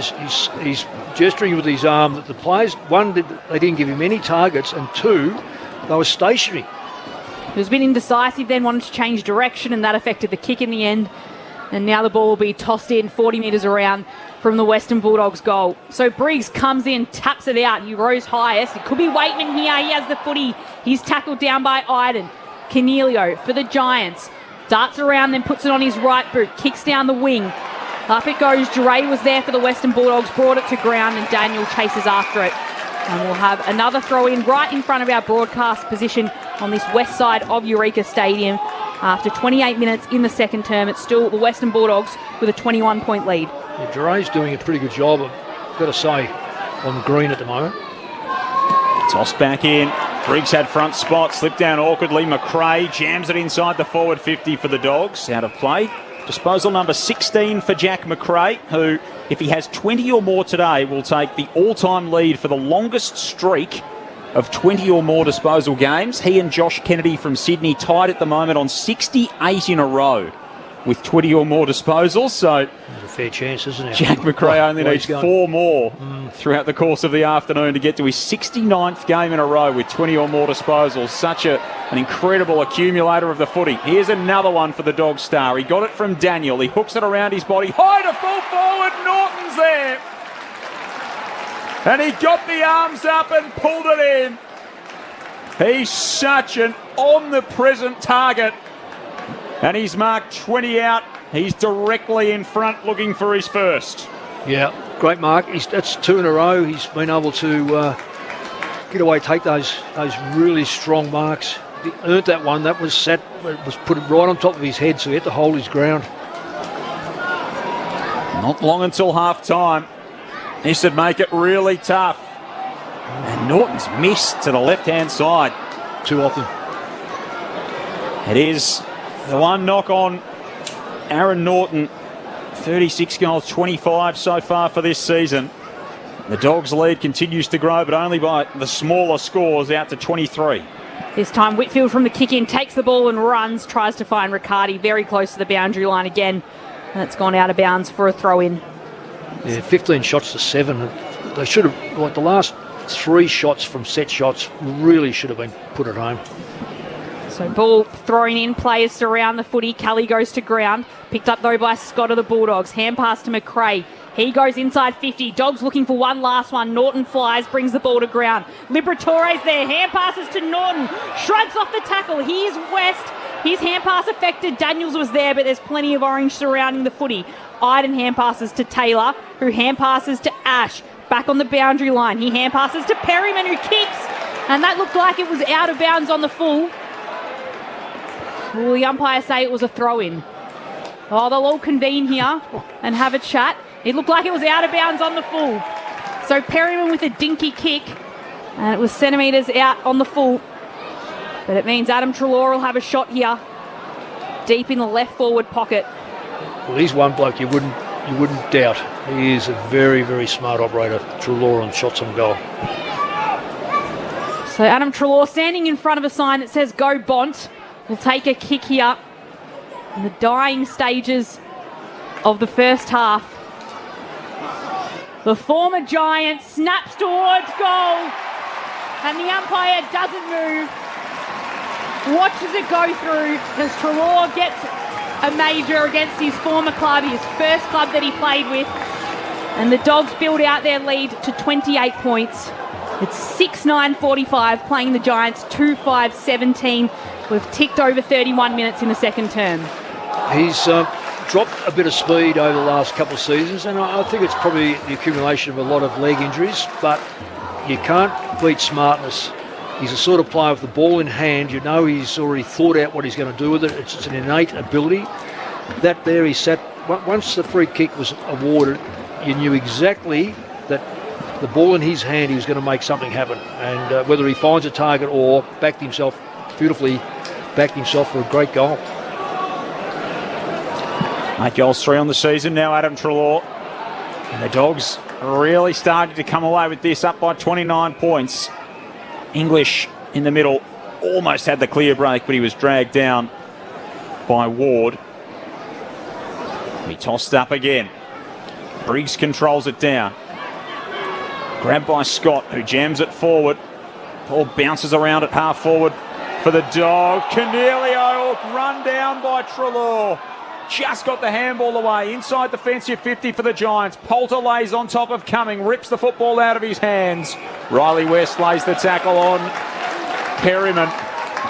And the Dogs fans here at Ballarat just sensing that their team's really on top right at the moment. Maybe another opportunity to score. Bontempelli and McRae ran into each other at the stoppage. That allowed the ball to spill loose into Whitfield's hands. He finds Angwin on the back edge of the square. Now to Ash. Handball out wide to the run of Lockie Whitfield. Pierces a kick to half forward and finds Green. 55 from home. What's he got inside the arc? He thought about going himself. Handball to Ward, 45 out. Handball to Angwin, he's got some speed. Back to Ward, stationary, still 45 out. Squares the kick up toward Daniels. Thumped down by English. Spills to Kelly, inside 50 for the Giants. Daniels got it somehow to Ward. Now back to Lloyd, 45 out, off a step. It'll hold up in the breeze, almost fall into the lap of Green. And it's a big defensive kill from the Dogs. Bruce coming across to slap it out of play. And a throw in the right forward pocket, inside 50 for the Giants. Yeah, a lot of indecision by the Giants. Just didn't, well, 3 or 4 players had the hands on the ball, but just didn't back themselves into the breeze and try to set their teammates up. Nothing wrong with trying to set your teammate up, but it's got to be the right option. So Giants with a 29-point deficit to make up. They're inside forward 50 late in this term. In comes Bontempelli. He just kicks the ball out of defence, slams it on the boot towards the wing. It's able to be met there by Buckley, who spins around and kicks the ball to half forward for his side. Then Angwin puts the Giants inside 50. It was a flat kick that found Briggs. He doesn't look confident from this distance, would have to kick from 50. So he goes for the shorter option to a pack, and marking over the top of everyone was English. Right on the halftime siren, English stepped in to make sure there was no further score for the Giants. It was a 3-1 quarter there, going the Western Bulldogs' way. They lead now with a 29-point margin here at Eureka Stadium. 6-10-46, leading the Giants 2-5-17. Goal kickers for the Western Bulldogs. A couple of goals to Tim English and singles to Jason Johannesson, Riley West, Bailey Smith and Adam Trelaw, with just the 2 goal kickers for the Giants in Jake Riccardi and Callum Brown. It's been hard going for the Giants in the opening half. Took them 26 minutes to get their first goal and 16 minutes in that second term. And the Dogs wasteful in front of the big sticks. They lead by 29 at the half, but perhaps it should be more if they had have converted on a couple of opportunities. It's a windy day here in Ballarat, so goal kicking is a pretty refined art this afternoon. And the Dogs are certainly generating the most of the opportunities. They lead at half-time. 6 goals, 10-46 to 2-5-17. Down the highway, down the Midland Highway at Kinnear Park from us here at Ballarat. It is Fremantle by a point at half-time. They kick down to the players' stand end in that second term, which clearly the scoring end so far today. Geelong kicked their 2 goals to that end in the opening term, and the Dockers kicked 5 that way in the second. 5-5-35 to 5-4-34. Josh Corbett's got a couple for the Dockers. Jeremy Cameron's got 1 goal, 2 for the Cats. Andy Brayshaw and Caleb Sarong leading the way with 17 disposals apiece. And here at Eureka Stadium, it's the Dogs by 29 after they kicked 3 goals, 5 in that second term to match their output in the first.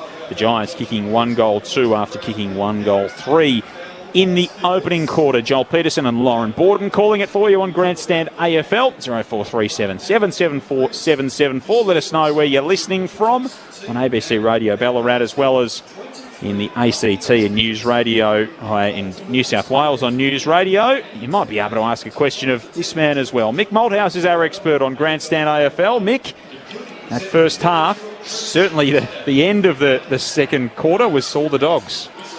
Yep, 3-5 per quarter. Into the breeze and with the breeze. And it took a while before the Dogs took control of that game. I've got to say, I'm disappointed the way the Giants have played. I thought this would be a really close game. I don't necessarily think they're out of it, but they need to turn things around, particularly around the middle of the ground. You've got Bontempelli, Trelaw, McRae, Livatore. They're out of the top 5 position getters. And throw Smith in there's 6, and throw English in there's 7. So there's a half-back, all the rest are midfielders. You have to go a long way before you start. Cornelio's got 12 possessions, but it's basically been dominated by the midfield. And if and you only win you win games through a dominant midfield. It's very rare that your midfield is flat and you win games because you just don't get the ball into your key forwards. Key forwards at the Giants' end, Green hasn't had an impact. I know Hogan's out, and Hogan is not the most reliable kick, but he gets where he should get, and he's a target. At the moment, it's only Green. The Giants have gone to Green 2 or 3 times when he's been smothered, and the ball, and because and it was in that quarter, the ball sat in the air. Well, he's never going to mark it. The last one in particular, I think he had to, ton of bricks, and that Selkirk over the road is a brick maker. So they all fell on him. So it's real hard work being a forward in a slow play into the breeze. Whereas the other end, and that's when the Dogs got right on top. Norton started to take marks. Dogs found targets, and I think Joel, you called, or Lauren called, they just haven't taken those opportunities. 6 goals, 10. I think 3 or 4 set shots that quarter, all drifted off to the mainly the right-hand side. So whether overcompensating for the wind, I'm not 100% sure. Haven't been out on the ground, so I can't tell. But right now the Dogs have really got control of this game. And it'll be, I don't say it'll be a miracle, but things have to flip over. And to flip over, that means the midfield of the Giants has got to start to get on top. If they get on top and supply the forward line, anything can happen. But right now, and I've watched, and I'll call this now and I'll say the Dogs haven't had a bad quarter. They will historically have one bad quarter. And if it happens to be this quarter when they've got the breeze, have they got the breeze this quarter? Yes, they have. No, they kick back into it. Yep. So if they have a bad quarter, this will open the gate for the Giants. Now, I've got, I don't like saying it, but every time I watch the Dogs, for some reason or another, they just are not able to put 4 quarters together. So that's the salvation for the Giants. Having said that, the Giants, they're not playing really great football to see whether they can test that absence of miredness, if you like. If you line up their form so far this season, the Western Bulldogs are the 3rd best team in third quarters, and the Giants are the 11th best team in third quarters. So the Dogs have got the runs on the board in third quarters so far this year. The Alex Keith incident, so Riley West subbed onto the game. We didn't see it. Maybe thought it was a bit of an innocuous one. It was actually a marking contest here on the wing.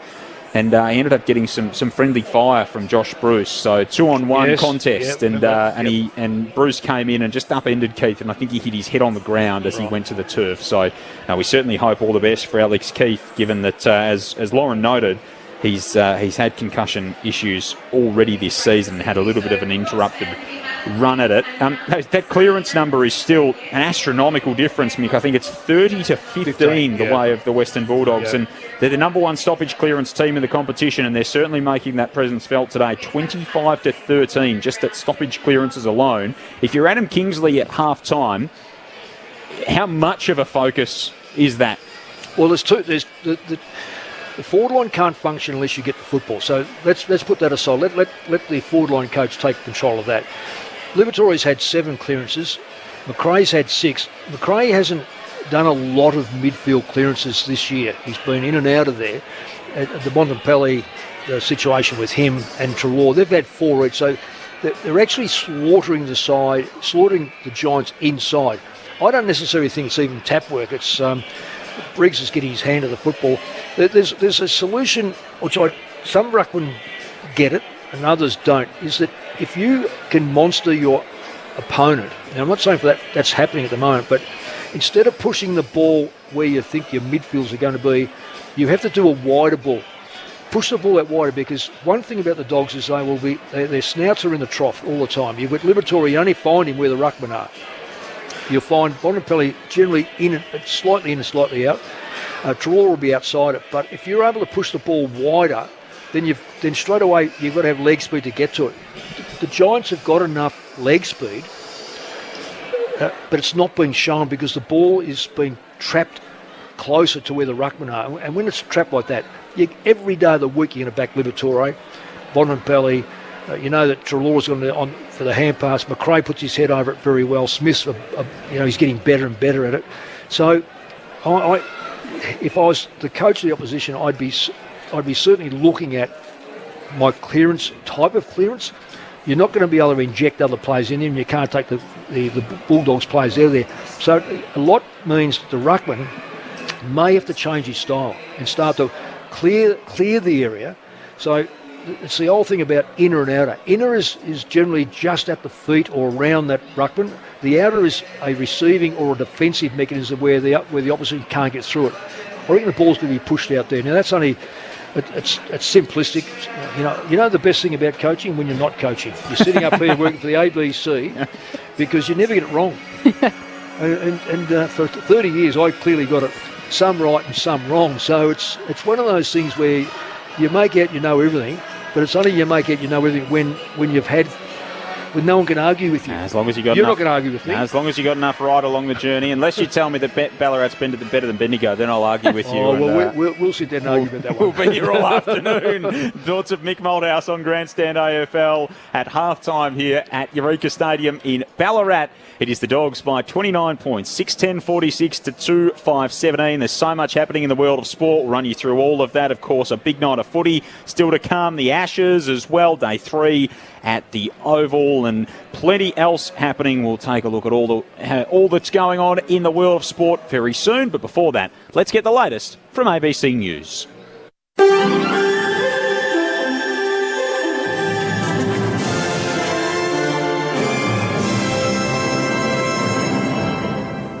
Hello, I'm Helen Frost.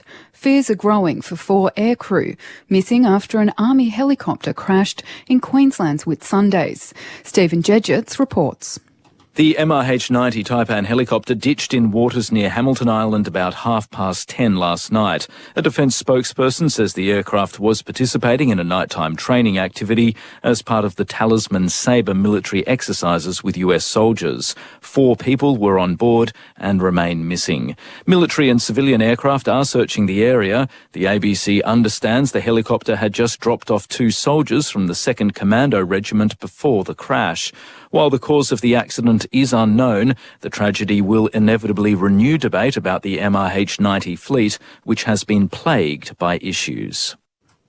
The US Secretary of State, Antony Blinken, believes the ties between the United States and Australia are stronger than ever. He's in Brisbane alongside Secretary of Defence Lloyd Austin for the AUSMIN meeting with their Australian counterparts, Penny Wong and Richard Marles. Mr Blinken says Australia stands with the United States on many issues. We have work to do with AUSMIN. I have to say that our own alliance, our own partnership is stronger than it's ever been, and for that as well, the United States has tremendous gratitude. The WA Labor candidate for the seat of Rockingham in Perth South says she expects the election to be a close result. Polls have opened in the Rockingham by-election as voters decide who will replace former Premier Mark McGowan, following his sudden resignation in May. Magenta Marshall says while she's confident she has run a strong campaign, she's not expecting the same support Mr McGowan had.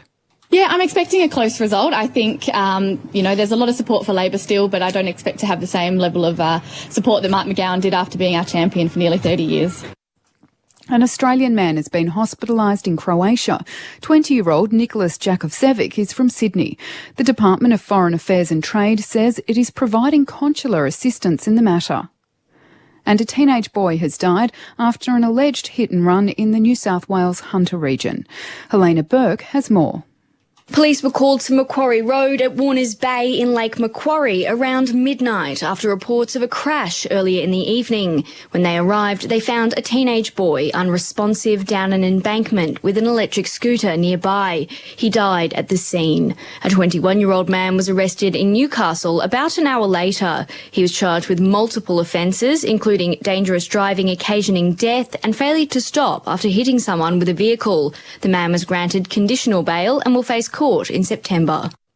Russian missiles have hit a residential complex and a nearby security service building in one of Ukraine's central cities. Chelsea Hetherington has more. Officials in Dnipro say it's the 3rd time the security service building in the city has been targeted. Part of a residential complex has also been reduced to rubble and debris strewn across a large courtyard. Both structures were largely empty, the residential building because it had just been completed and units were being put up for sale. Several people have been injured, but there have been no reported fatalities. Russia's forces have intensified evening and nighttime missile attacks on a variety of targets, but says it does not target civilian sites. More than 175 million people in the United States are under excessive heat warnings and advisories this weekend. Larry Buttrose reports. A heat wave that's affected the southern US for weeks has expanded into parts of the Great Plains, Midwest and northeast of the country. Oppressive heat is hitting New York City with temperatures of up to 40 degrees Celsius. The city has opened cooling centres and also issued a warning about a threat of severe thunderstorms. In Washington, D.C., temperatures could reach 43 degrees, while some parts of Minnesota in the Midwest could hit 40. US officials are urging people to stay out of the hot weather as it has the potential to cause heat-related illnesses. Matilda's captain Sam Kerr says she'll be available for the Women's World Cup clash between Australia and Canada on Monday night. She says rehab has been gruelling mentally and physically, but she's done everything to get herself right. Kerr missed the first two games with a calf injury, Australia's group win against Ireland, and lost to Nigeria. And in women's cricket, Phoebe Litchfield and Annabelle Sutherland have struck maiden one-day international centuries to guide Australia to a 10-wicket victory over Ireland in Dublin. You'll always find top drama on ABC iView. Tell me what you got. Always intriguing with The Messenger and Smother. I don't know who to trust anymore. People think I'm a psycho. Always dramatic with Vandervalk and In Our Blood. She really doesn't like you. The world needs beautiful things right now. And always different with In Limbo, Bay of Fires, and so much more. I'm back for an encore. A surprise holiday. You'll always find the best drama. Happy. Streaming for free on ABC iView. Grandstand AFL. Now streaming every match on the ABC Listen app. Look for the AFL button. The ball's tossed in, the umpire blown his whistle and found a free kick. No, they're going to do it again. This is real local footy type stuff. No, he didn't throw it in deep enough. Walk it in the 10 metres, boundary umpire. They must have at least in the local competition as boundary umpires. And Dopey Ruckman are still standing too far back. What is with Ruckman? The old scoreboard end. And they're just displaying the Eureka Stadium, Ballarat. English out of the ruck contest, just throws it on the boot, bounces it through. Something out of nothing for the Dogs. And Tim English got rid of Briggs in the ruck and got a very kind bounce as that made its way through the big sticks. Poulter to Gardner, kick smothered, ricochets back toward goal, and it's rushed through in the end by Riccardi. Brilliant. That has got to be a goal. Riccardi was running onto it, attacking the ball at pace, hacked it out of the air through the goal, and now they're going to go and have a look. Umpire's call is a goal. So Jake Riccardi gets his first for the Giants, just their second of the game. So the substitute activated for the Western Bulldogs, Alex Keith, out of the game. So we'll get an update on that. So Alex Keith out with concussion, the Western Bulldogs have said. Right. Not the first time he's had concussion this year. No, it's not. I don't remember any incident. No. Inside 50, it'll go. Brown tried to stop it for GWS. Pinged back in. Norton's there. He gets the hand pass away to Vandermeer. Here's West again. He goes for goal this time. And this time he doesn't miss. West had his arm up in celebration the moment that ball left his boot with the snap. The 2023 AFL season. On radio, ABC Sport Digital. and now streaming on the ABC Listen app. Second half about to get underway here at Eureka Stadium. The Western Bulldogs 6-10-46 to the GWS Giants 2-5-17. Joel Peterson, Lauren Borden, Mick Malthouse with you here in the grandstand at Ballarat. Down at Cardinia Park, it's the Dockers by a point, 5-5 to 5-4. Of course, a venue they had some success at last year, Fremantle. They lead the Cats by a point at half-time. So much sport going on at the moment, Loz. What's on the TV tonight at your place? Well, I think I might have to get the netball on. So I watched a little bit of Australia in the netball last night. Watched them, and I watched Trinidad and Tobago play New Zealand as well. So a couple of the opening round matches of the World Cup I'm trying to sit through before switching to the Ashes. I sort of thought that we were out of the way of this sports cavalcade type thing and I was going to get some sleep again. But now we've got the Netball World Cup's just started. The Ashes is still going. The F1's on tonight in Belgium. We've got the Women's World Cup as well. There's still too much going on. What, you don't watch the swimming? The swimming in Fukuoka as well. Kyle Chalmers won gold the other night. The Aussie women have been smashing. They beat their 4x200 metre freestyle world record time by almost 2 seconds. They're unbelievable. What about, is it Molly O'Callaghan? Yeah. I mean, is she just matter of fact or what? She's the first person to win the 100 and 200 in that world event. I mean, she's just incredible. Freak. Still a teenager, just got the absolute world in front of her. So, yeah, the swimming's on at the moment. Of course, the Women's World Cup, an absolute belter of a game coming up this afternoon up in Brisbane. France and Brazil will be outstanding. The Bledisloe Cup's on tonight at the G as well. So you just don't know where to look. The supercars are on today out in Western Sydney too. The NRL, of course, continues for our listeners throughout New South Wales and the ACT who are with us at the moment. Of course, you can get every game via the ABC Listen app, as you can the AFL this season. Got the Raiders and the Knights in the early game this afternoon. The Dragons and Manly in the middle fixture before a very good game tonight. Cronulla take on Penrith. So that's 2nd and 6th on the table tonight a little bit later on. In the Women's World Cup, Sweden, Italy today over in Wellington, France and Brazil, then Panama and Jamaica in Perth. The Ashes starts at 8. The Aussies bowled out with the final ball of day 2 to lead by 12 runs. And there's so much more going on. I'm intrigued by, just for the listener's point of view, Joel's gone through all those bits and pieces. It's not that he's guessing it. He's got some sort of code on this book. I cannot believe it's all colour coded. It is colour coded. The writing is that small. I've got to use his telescope. What do you call this? Binoculars to actually see what he's got written.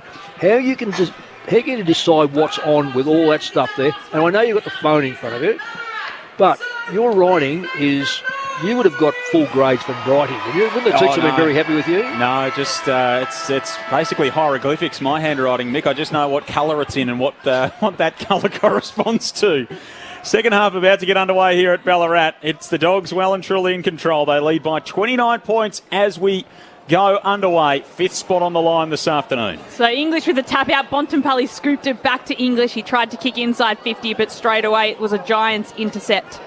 So Ash kicks it down the wing on the west side of the ground. Cadman couldn't take a mark, does the tackling on Liberatore. Just gets a hand pass out to Cleary. Hand pass to Scott. He's tackled then. And this time the umpire pays it. Well, it's around the neck, slightly high there, coming from Callaghan. So at left half back, it'll be Anthony Scott, who stutters and then kicks down the ground. Norton was at the front.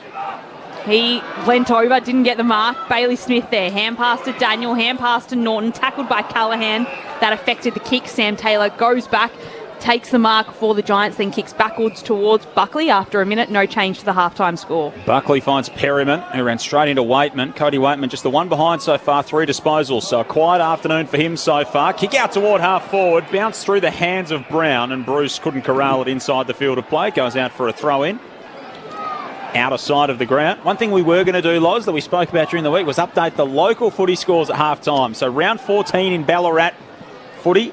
Darley playing Lake Wendouree. The Devils lead by 4 points. Of course, that's Aaron Cadman's junior club, who's out there for the Giants this afternoon.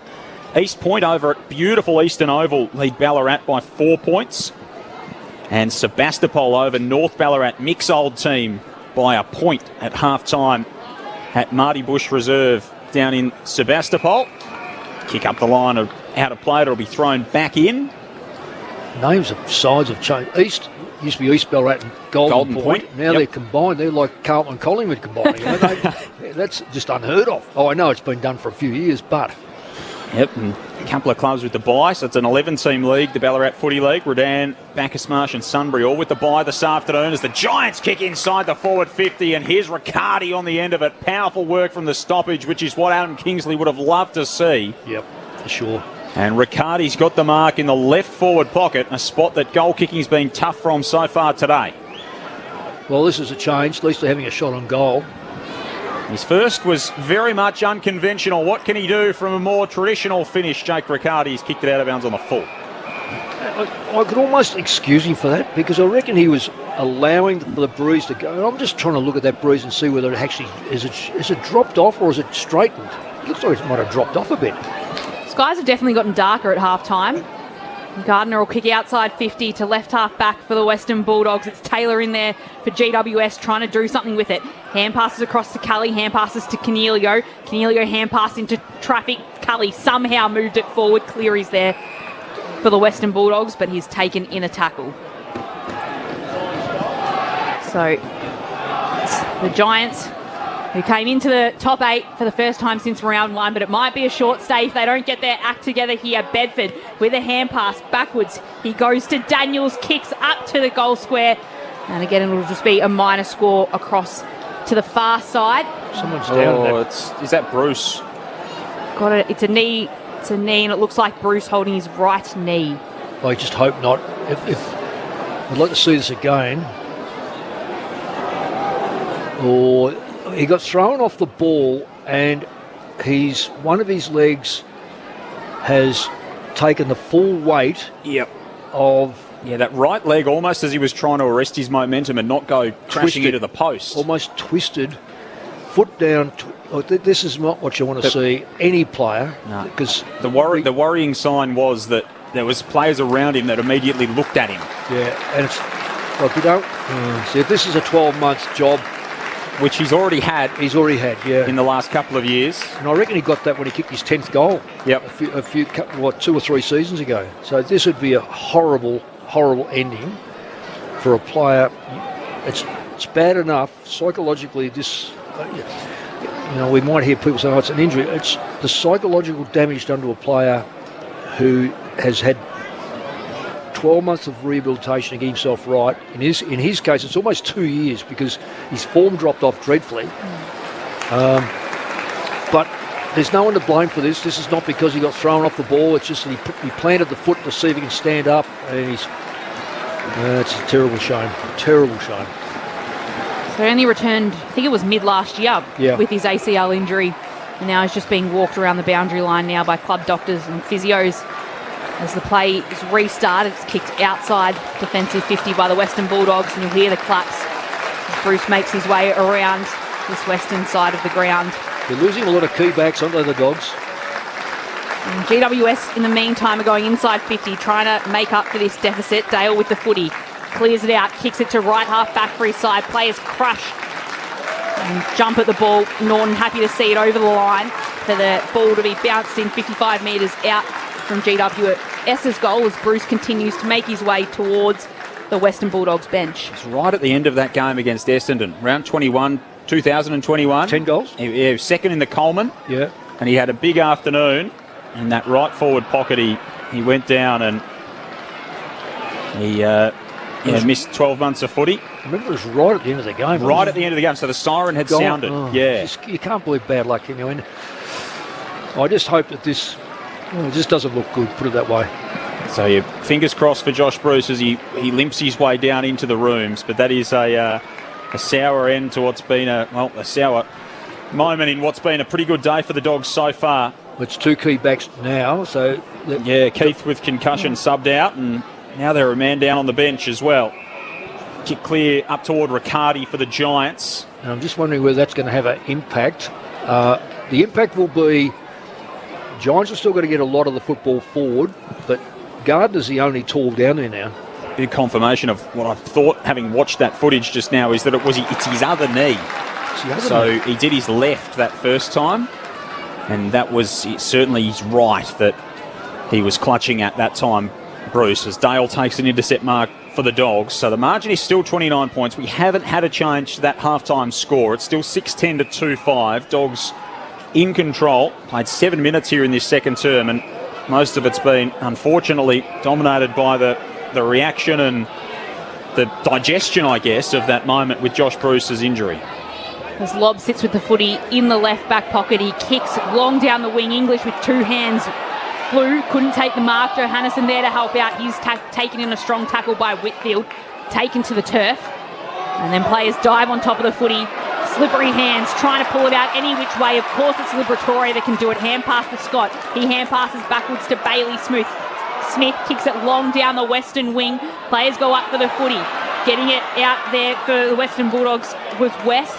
He tried to get it to half forward for his side, but it's Buckley who came in there for the Giants, kicked forward to Briggs. Hand pass to Callaghan coming in to steal was Bontempelli. He'll just kick the ball inside 50. It's a one-on-one. Norton's there. Can he leap and take the mark? He gets two hands to it, and he can. Norton with the strong hands, one-on-one against Taylor, and he wins out. Good intercept by Bontempelli. Again, just smart play, setting himself in the corridor. Giants have to use the corridor. If they stick to the fence, they're not going to be able to score, so he's able to pick that kick off. So Aaron Norton now looking to kick from directly in front. 25 metres out, going for his first goal of the game today. The cheer squad goes up, and he gives a thumbs up to Bontempelli further down the field. It's 7-10-52, the Western Bulldogs leading the GWS Giants 2-5-17 after around 9 minutes of game time in the third quarter. After his first set shot at goal, that's a welcome return to form for Aaron Norton.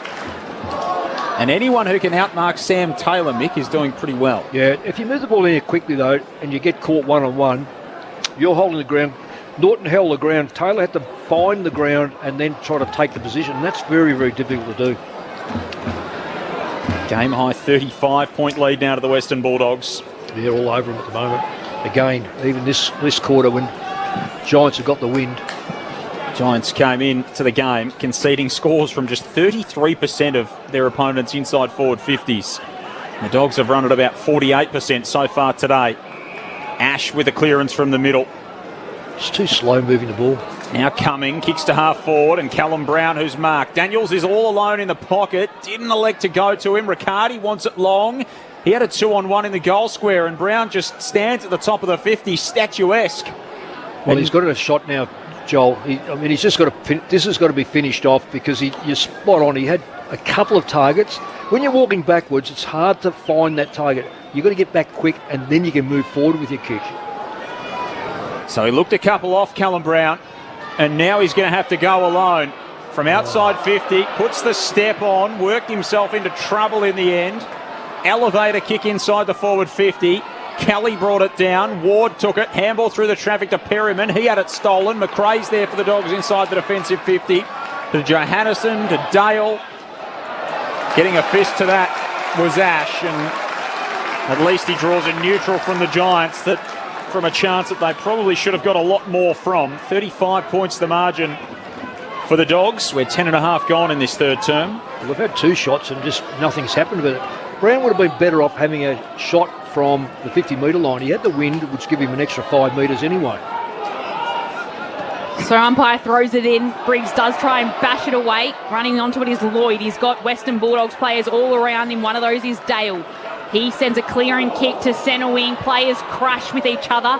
It was Taylor and Buckley who have each bumped into each other. Bit of friendly fire as Buckley gets up. Taylor hand passes down the field, and then Kelly kicks inside 50. Johannesson comes back, holding on to a brave mark. He was against Green. He's copped a little on during the mark from Green, slow to rise, but it's Johannesson with the footy as he kicks to left half back with the Western Bulldogs leading by 35 points still. Poulter's got it for the Dogs. Ahead of Drossen in South Australia on the York Peninsula.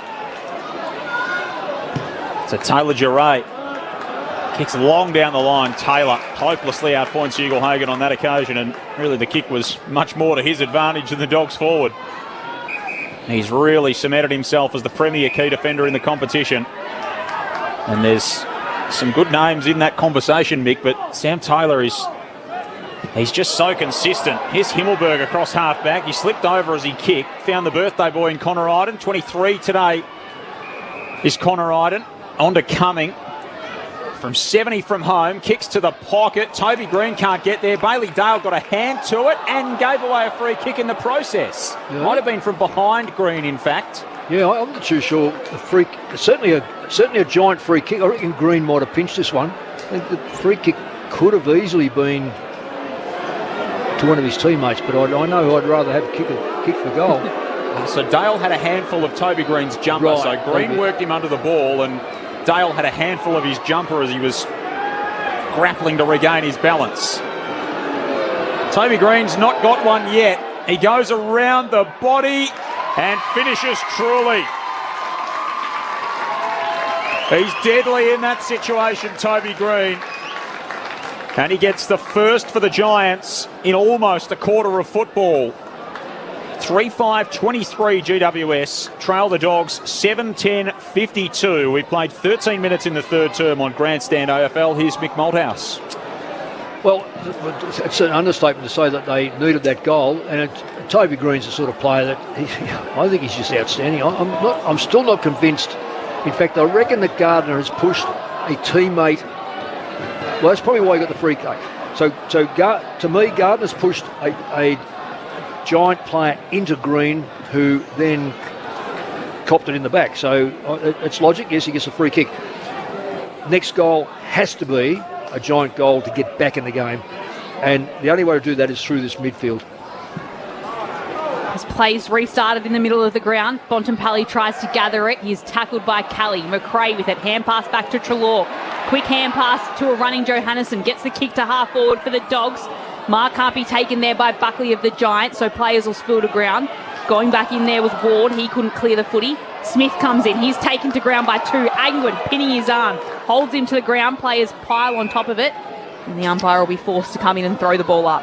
It's really tough, these players these days. You just watch them. I don't know, I say these days, probably always, but getting close to the action here. So Angwin tried to get the kick away. Callaghan was there to get a hand pass away. And the kick down with the mark taken by Green, who gets some boos. He likes playing against the Western Bulldogs, scored more goals against the Dogs than any other team. So he kicks his side inside 50 towards Riccardi, who couldn't take the mark, and Cadman happy to go along with Gardner over the boundary line, where we'll have a throw-in. With 29 points, the margin Western Bulldogs way after 15 minutes in the third quarter. Yeah, and that's a fair number of points too, Lauren, 29 points. To make it up, they need a really good 5 or 6 minutes, Giants. And to kick more than their score so far. Yes, indeed. He's Cleary, tackled by Cadman. The youngster hasn't seen a lot of it in his area today. Still reckon that wind's dropped, though. Yeah, certainly has. Earlier in the game, it was pretty vicious out there. Keefe at the stoppage. Handball to Bedford. Dragged down by Johannesson after he got the handball away. Johannesson was already right in the thick of the tackle. Then Bedford lays a strong tackle inside the forward 50. So energetic in there for the Giants. Wraps up Taylor Giray. Ball up 30 metres out from the Giants' goal in the right forward pocket. English might have had better of it in ruck. Yeah, he has. Straight down to Bailey Smith. He's tackled as well. Still deep in that right forward pocket in front of the old scoreboard. He's up against Lockie Keefe. So ball's tossed up right next to the boundary line. Players will dive on top of it. English is at the top. Ball can be picked out though by Keith. He sends it to the goal square. It'll just be 4 behind. Hit the post there. So now it's 28 points the margin. Western Bulldogs leading the way with 16 minutes gone in the third quarter. Ball spinning the last couple of minutes in that right forward pocket down in front of the ice cream van that's down there, Loz. I'm thinking they're not getting a lot of business today in the ice cream van. Wouldn't be my first choice. Taylor. A towering mark from the kick in of Johannesson. Had it knocked out of his hands. He's 70 out from goal at right half forward. What's he got inside the 50? Cadman making his way to the front of the pack. Riccardi had it slip through his hands. Clearing kick for the Dogs. Almost ended up with Perryman. Bounced the way of Vandermeer. Handball off to Waitman. No one forward of the football. Waitman's in the centre circles. Has to offload it to West. Flicks it over his head intelligently to Scott. Scott goes out wide to Vandermeer. They've worked this pretty well considering they had no one forward of the footy, the Dogs. Vandermeer's at right half forward. Kicks to the pocket. And it just floats into the lap of Buckley, who can take an easy, uncontested defensive mark and shoot it short to Whitfield. So then Whitfield goes straight down the line to Cornelio. He's got Callaghan running next to him, uses him, then Cornelio gets it back to Callaghan, back to Cornelio. Then Cornelio goes with more of a blind hand pass where Callie is. He hand passes towards Bedford, right at the top of 50. Goes by hands again to Lloyd. This time Lloyd's hand pass goes along the ground. The Giants are getting into all sorts of trouble here. Brown with another hand pass towards Green, and Green slams it into the post. It was good play by the Giants. Hand pass after hand pass. Probably one too many, and one too many went to ground, which held the player up. If they had hit the player on the chest, Green was put under enormous pressure, but Green being Green, expecting him almost to kick that. So overusing the ball from the Giants, now trailing by 27 points. It's almost more impressive they scored a point out of that than a goal. Such was the openness with which they had the football inside the forward 50 and 3 players goal side of it. Bontempelli at half-back for the Dogs. Brought the ball to ground, kicks around the body up toward Norton. Riley West tried to keep it in. Jack Buckley didn't really, and he's pushed over the boundary line by Norton. In front of a packed grandstand here on the northwestern side of the ground. Ball will be tossed back into play. 7-10 plays 3-7. Dogs by 27 points. In the other game in progress down at Kardinia Park, Fremantle led by a point at half-time. Canelio slides in, meets McRae solidly. Free kick going to the former Giants captain. Yeah, that's fair. It's a free kick. He's got his head over the football, taken with his legs, even though he's on the ground already, so no argument with that one. Cats by 3 down at Kardinia Park now. 45 plays 42. Canelio inside the 50. Riccardi with a big leap. Brings it down to the front of the pack. Through the legs of Daniel. Taken by Johannesson, who just slams it into the middle of the ground. Taylor sticking back there. Safe hands, takes the mark. Kicks right into the middle of the ground towards Whitfield, who's had plenty of the ball today coming from that defensive end. He goes to the outer edge of the goal square towards Himmelberg, who kicks to left half forward where Angwin's got the footy. Sun bouncing off his bright yellow fluorescent boots. Only got 17 players standing at the moment, the Giants. There's someone on their haunches in the 50-metre line, with 2 of them down now. 2 players. So it was Whitfield who's got back up on the 50-metre line. He's still on his haunches though. Yeah, and the Footscray, or the Dogs player, went across to him and pat him on the back. That's great sportsmanship, really great sportsmanship there. I'm just trying to work out who it is. It might be, is it Vandermeer down there? Yeah, it could well be. Someone's not looking very good, and that looks like Daniel Lloyd, is it? Yeah, he's back on his feet. So a few walking wounded aside and kicks the Giants inside 50. Players will still fly for it. Mark can't be taken by Cadman. It'll be picked up by Green though. He snaps towards goal, and this is the moment where Green lives for. He'll try and pull his side back in front here, Toby Green. It's just the Giants' 4th goal of today, but it means that margin comes back to 22 points. So Giants 4-7-30, trailing Western Bulldogs 7-6-52 as we enter time on in the 3rd quarter. Well, as we've said, Lauren, you've got a bloke like Green down there. Duray's done a terrific job, but the ball now is starting to get inside the front 50, and it's getting in a bit of a scramble. It's a bit like we watched the Test cricket with that scrambled ball. It's not pretty going in there. So it's very good one-touch players that will make the difference. And Green is one of the strongest players going around, body size and one touch. And that's all he needed then to finish that off. They've taken control in the clearances this term, the Giants, haven't they? 8-4. Yep. And the inside 50 is 12-3. Well, the Dogs have lost 2 key backs, and I reckon that's having an impact. And then that means when it gets in there, it's all the harder to stop. McRae with the clearance for the Dogs. Up and down the mine shaft to half forward. Bailey Smith breaks through a couple of tackles. Handball out wide to Johannesson. Inside the 50 to Waitman, who comes charging out from full forward. Clutches it to his chest. Cody's 40 metres out, slight angle left of centre, having not kicked one so far this afternoon. I'll be interested to see how he approaches this, because that win across his shoulder, I'm still not convinced it's that strong.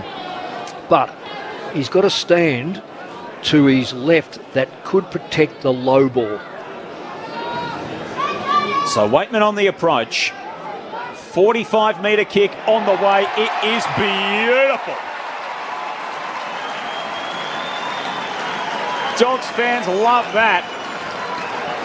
And they hit back after the Giants have got a couple in a row through Toby Green and push the margin back out to 27 points. 8-10-58, the Western Bulldogs. The Giants 4-7-31. We're 22 minutes through the 3rd term on Grandstand AFL. Your expert is Mick Malthouse. Yeah, just to explain that kick for goal. So he takes the mark on a 45-degree angle, about 40 metres out, and got the stand to his left, punched the ball towards the left goal post, and swung it back through virtually straight through the middle. Goal umpire hardly moved, so Smart play, good mark. You can't. It's no use running next to Waitman because he's got that step that he always hit in front of him. You've virtually got to be pushing him away from the ball, which he didn't. So ball back into the middle. It's just hacked away by McRae. Gains plenty of distance on this. West might be first for the footy. He's not. He's beaten there by Himmelberg, who then slips over. Angwin there for the Giants. Hand pass to Whitfield. Hand pass to Himmelberg, who's got up. Long kick down the line towards Cadden. Gets some separation from his opponent, takes the mark, hand passes to Kelly, who then hand passes to Ward. Nice kick towards centre half forward where Brent Daniels is. Daniels takes his time before running inside 50, dodges around Treloar, then goes for home himself. Mark couldn't be taken by Gardner on the last line of defence. Dogs are happy to rush it through for a minor score. Margin down to 26 points here. Yeah, points won't do it for them, the Giants. That was average play by Daniels. I don't know what he was expecting to do, kick an inside-out goal. He had players, if he had to move the ball quicker. Dale brings it in from fullback. Kicks a horrible-looking thing up toward the wing, and Taylor's able to chop that off. And that floated like a brick from the factory on the outer side, Mick. Taylor kicks inside the forward 50. Brown was up in the pack. Kelly read it beautifully at the front, gets on the left and finishes with style. He is silky smooth, Josh Kelly, and he shows it yet again there as he pulls the margin back to 20 points. Yep. 5-8-38, plays 8-10-58, and Josh Kelly kicks the 13th goal of his campaign. Yeah, very good. Well crumbed. Well orchestrated. You expect a player of that class to be able to knock it over on his left-hand side or his left footer, runs to the left side of it and pulls the ball back over his shoulder. Well, the game has opened up. There was a lot of ugly play in the first half, and that's because of the wind and the intensity. The intensity hasn't dropped off necessarily. It's just that the ball movement now has become more acute, and with the Giants actually moving the ball quicker into their forward line. And as I said, two key backs out has helped the Giants for sure. So Giants trail by 29 points at halftime, now trailing by 20 points as we get deep into the third term. Restarted play, it's Kelly again with his hands on it. Hand pass to Whitfield, who gets it back from Ward. Then he hand passes across to Cornelio, who goes back to Whitfield, who's streaming inside the forward 50. Hand pass to Green, can he get three this quarter? He can. The captain with three this quarter. And the Giants still trying to whittle down this margin. It's now 14 points as the Giants move to 6-8-44. Western Bulldogs 8-10-58. 26 minutes gone in the third quarter, but still plenty of time to play. Absolutely. And Lauren, just again, those figures. And I know the stats can lie, but these don't. Clearances, 6-9. Now that 6-9 is now in favour. The 9 is the GWS. The contested football, 22-29, favour GWS. There's a direct correlation between those two stats and the way the team plays. Yes, it looks good. A lot of hand passing. They've really put the foot on the accelerator with hand passes, the Giants. But they're getting the ball in there quickly through the fact that they're winning the ball at ground level. And a lot. 15 inside 50s for the quarter for GWS. Can the Dogs take it away from the middle? Answer's yes. Treloar to Smith to McRae to the edge of the 50 for Vandermeer. Got Ugelhagen deep. Waitman a little bit shallower. He gets a lead from Norton. Oh, Norton gets crunched into by a couple of Giants. Lloyd was among them. Ball spills to ground. Treloar's there for the Dogs. Handball to Vandermeer. Kick through the traffic. Whitfield working in defence for the Giants as he jumped upon that. Umpire says it's okay. Ball up 30 metres out from the Dogs' goal. Is this the Dogs' worst quarter again? You said that they play well third quarter, but this is one of their quarters certainly not playing good footy. Just been that lapse from them that we see so many times. Cornelio with the clearance, but only as far as Bailey Williams, who slides in on the paint of the 50 and marks out at right half forward. He's just going to have to dump it long. It's a 9-iron back into the breeze. Connor Iden just slammed it. He might have been able to mark that in the end. Just went the volleyball spike back into traffic. Poulter was there. It's a Liberatore to Treloar for the Dogs. Around the body. Terrific finish.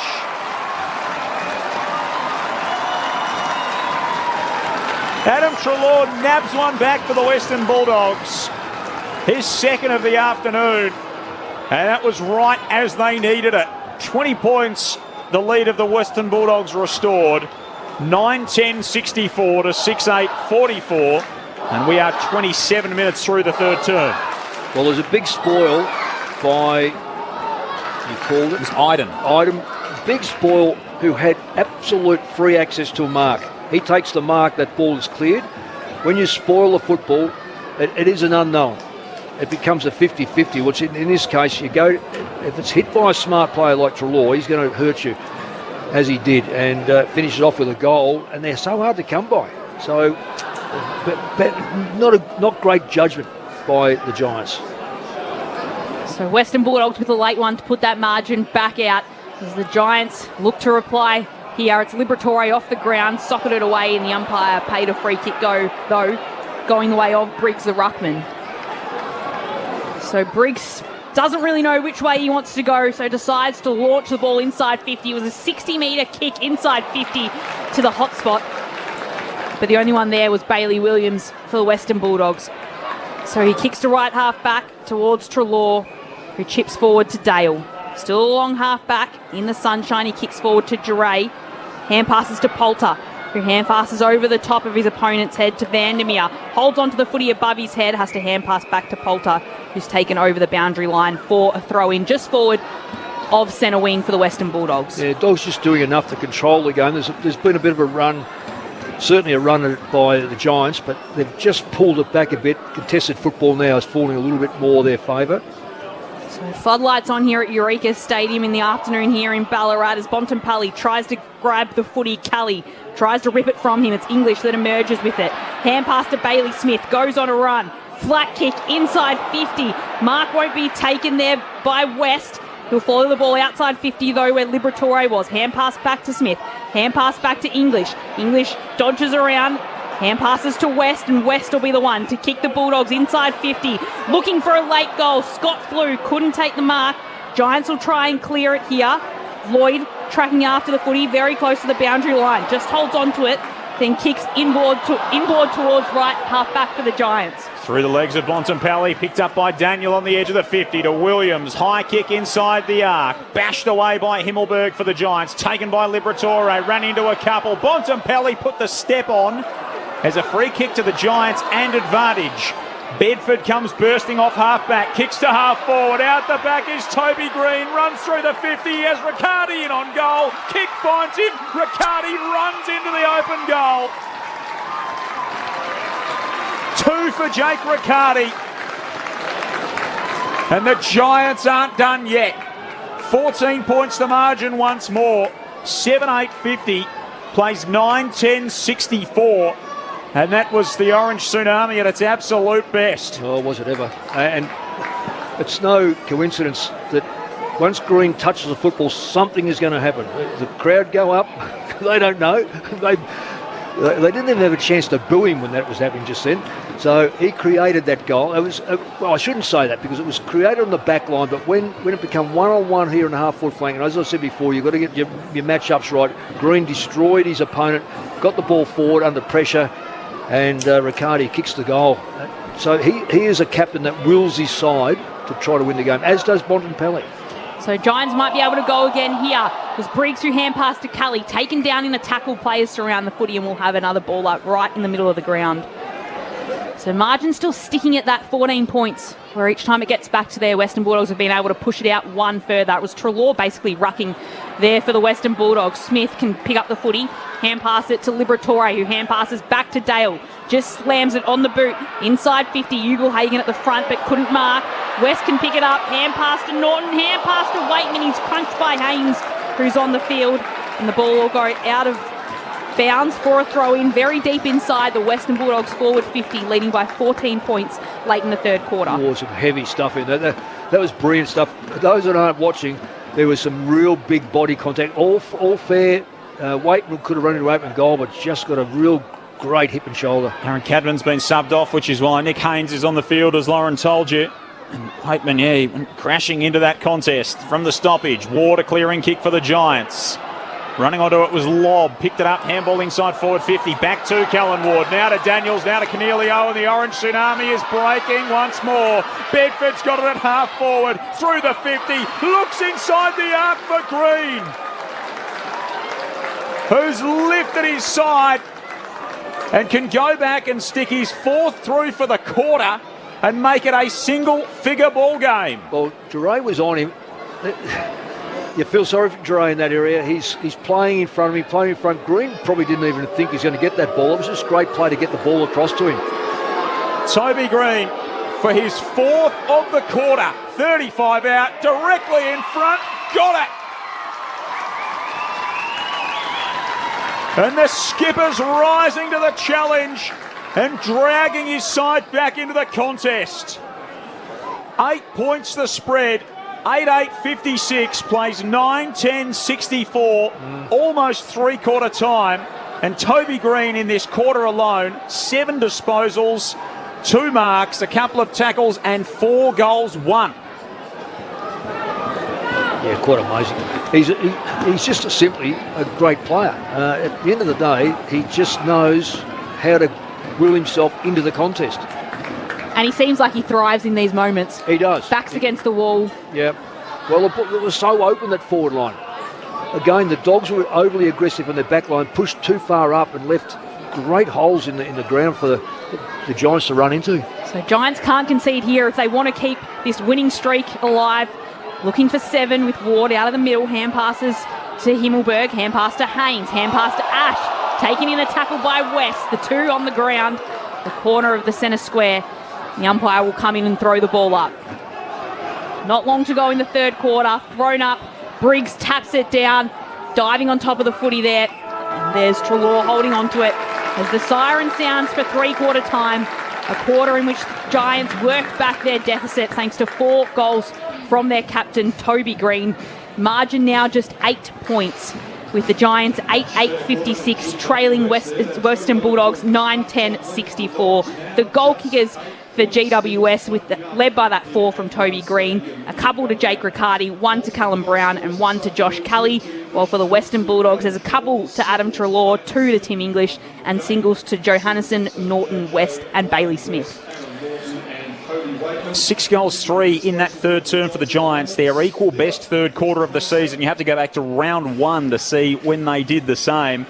And that quarter following a certain pattern. The Dogs kicked the first of the quarter, the Giants kicked the next 2. The Dogs kicked the next, the Giants kicked the following 2 after that. The Dogs got the next one, the Giants finished with the last 2 of that third term. And it is the first, or just the second quarter in their last 23 that the Giants have won against the Western Bulldogs. Having lost their past 5, they've won their past 6 games of the Giants. They've never won 7 in their club history, and their skipper could have dragged them toward that with an inspirational third term of 4 goals. It sees the lead at 8 points as we turn for home. Down at Kardinia Park, it is Geelong by 9. They've kicked 2 goals to start the final quarter, and they lead Fremantle by 9 points. We'll keep you across that in the closing stages. A couple of belters on Saturday afternoon footy here at Eureka Stadium. The Giants have thrown down the challenge to the Dogs in a big way. Western Bulldogs lead by 8 points at three-quarter time. On ABC Radio, News Radio and via the ABC Listen app, this is Grandstand AFL. Hi, this is Craig Rucastle. I'd love you to join me to continue the war on waste. I'll be doing some investigating to find out where our waste is coming from. Half a tonne of food. Chuck it out. And sharing some practical tips on the little, big and somewhere in the middle things that you can do to reduce your waste and protect our planet. Are you up for the challenge? Join me for Season 3 of The War on Waste. 8:30 Tuesday nights on ABC TV and streaming on ABC iView. Grandstand AFL. Now streaming every match on the ABC Listen app. Look for the AFL button. Hand pass to Callaghan, coming in to steal was Bontempelli. He'll just kick the ball inside 50. It's a one-on-one. Norton's there. Can he leap and take the mark? He gets 2 hands to it, and he can. Norton with the strong hands, 25 metres out, going for his first goal of the game today. The cheer squad goes up. From 70 from home, kicks to the pocket. Toby Green can't get there. Bailey Dale got a hand to it and gave away a free kick in the process. Toby Green's not got one yet. He goes around the body and finishes truly. He's deadly in that situation, Toby Green. And he gets the first for the Giants in almost a quarter of football. So a few walking wounded aside and kicks the Giants inside 50. Players will still fly for it. Mark can't be taken by Cadman. It'll be picked up by Green though. He snaps towards goal, and this is the moment where Green lives for. He'll try and pull his side back in front here, Toby Green. Kelly read it beautifully at the front, gets on the left and finishes with style. He is silky smooth, Josh Kelly, and he shows it yet again there. Whitfield, who gets it back from Ward. Then he hand passes across to Cornelio, who goes back to Whitfield, who's streaming inside the forward 50. Hand pass to Green. Can he get 3 this quarter? He can. The captain with 3 this quarter. Connor Iden just slammed it. He might have been able to mark that in the end. Just went the volleyball spike back into traffic. Poulter was there. To Liberatore to Treloar for the Dogs. Around the body. Terrific finish. Adam Treloar nabs one back for the Western Bulldogs. Bedford comes bursting off half-back. Kicks to half-forward. Out the back is Toby Green. Runs through the 50. He has Riccardi in on goal. Kick finds him. Riccardi runs into the open goal. 2 for Jake Riccardi, and the Giants aren't done yet. The 2023 AFL season. On radio, ABC Sport Digital, and now streaming on the ABC Listen app. They are not done by a long way. Margin is only 8 points at three-quarter time. It was an almighty burst from the Giants in that third term. The Western Bulldogs, every time they kicked a goal, the Giants answered with the next 2. They kicked 6 goals, 3 in that quarter. And they trail by just 8 points at three-quarter time. The Dogs have got the breeze in their back in the final quarter, but they've still got some work to do. Without Alex Keith, who was subbed off early in the piece, and without Josh Bruce, who we suspect went down with a knee injury in that third term. He limped off the ground, and there looked to be a fair bit of concern around his situation. The Giants have also made their sub. Aaron Cadman, playing back at home in front of his local fans, has been subbed out of the game without a goal to his name. Nick Haynes is out there for the Giants. And Mick Malthouse at three-quarter time, it is all to play for. Certainly is.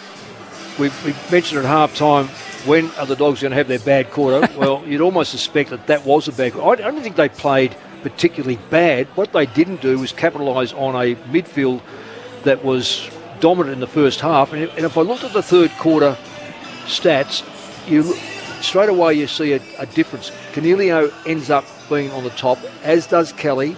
Ward's, I know he's not playing this area in the middle all the time. Toby Green just was outstanding. We spoke before the game. They're just not sure if DeRay would last that long on him.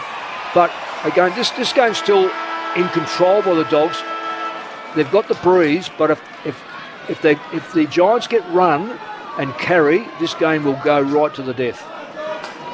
So a big final term coming up. The winner of this game slots into 5th spot on the AFL ladder, at least for now. Back in the middle, Briggs rips Liberatore off the football, and a free kick will go to the Giants. Kellen Ward will earn it. Out of the middle of the ground. Toby Green with 4 goals in that quarter. Ward's kick a little bit too hot for Daniels.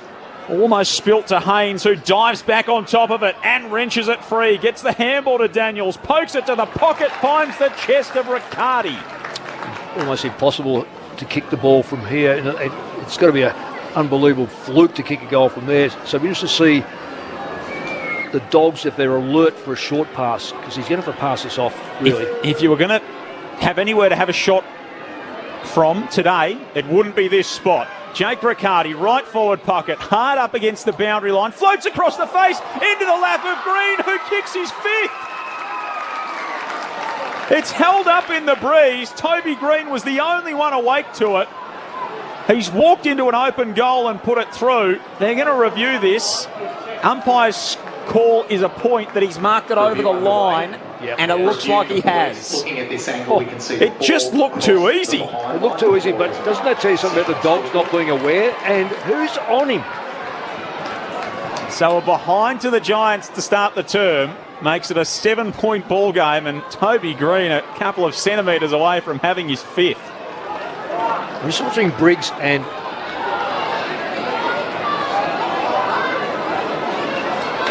so Johannisen with the ball in, takes a bounce, he keeps running, he's 40 metres out from the Dogs' goal line, then kicks it to centre wing, where English and Waitman spoil the mark from each other. Waitman's got a dive on top of the footy when really either one of them should have taken the mark. I was watching English run across the face of the ground.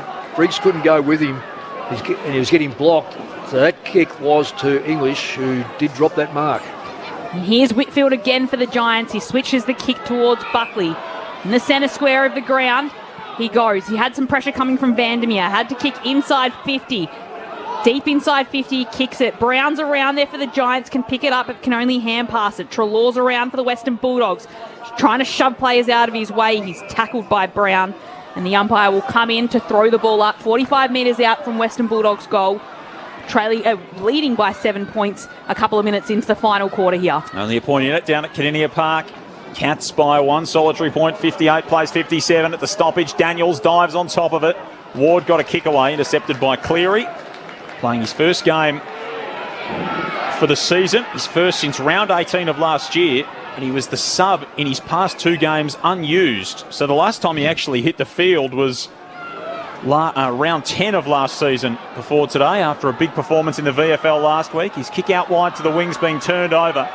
Kelly across the centre of the ground to Ash. Kick holds up in the breeze. Cumming can't drag it in, but he got a hand across the shoulder.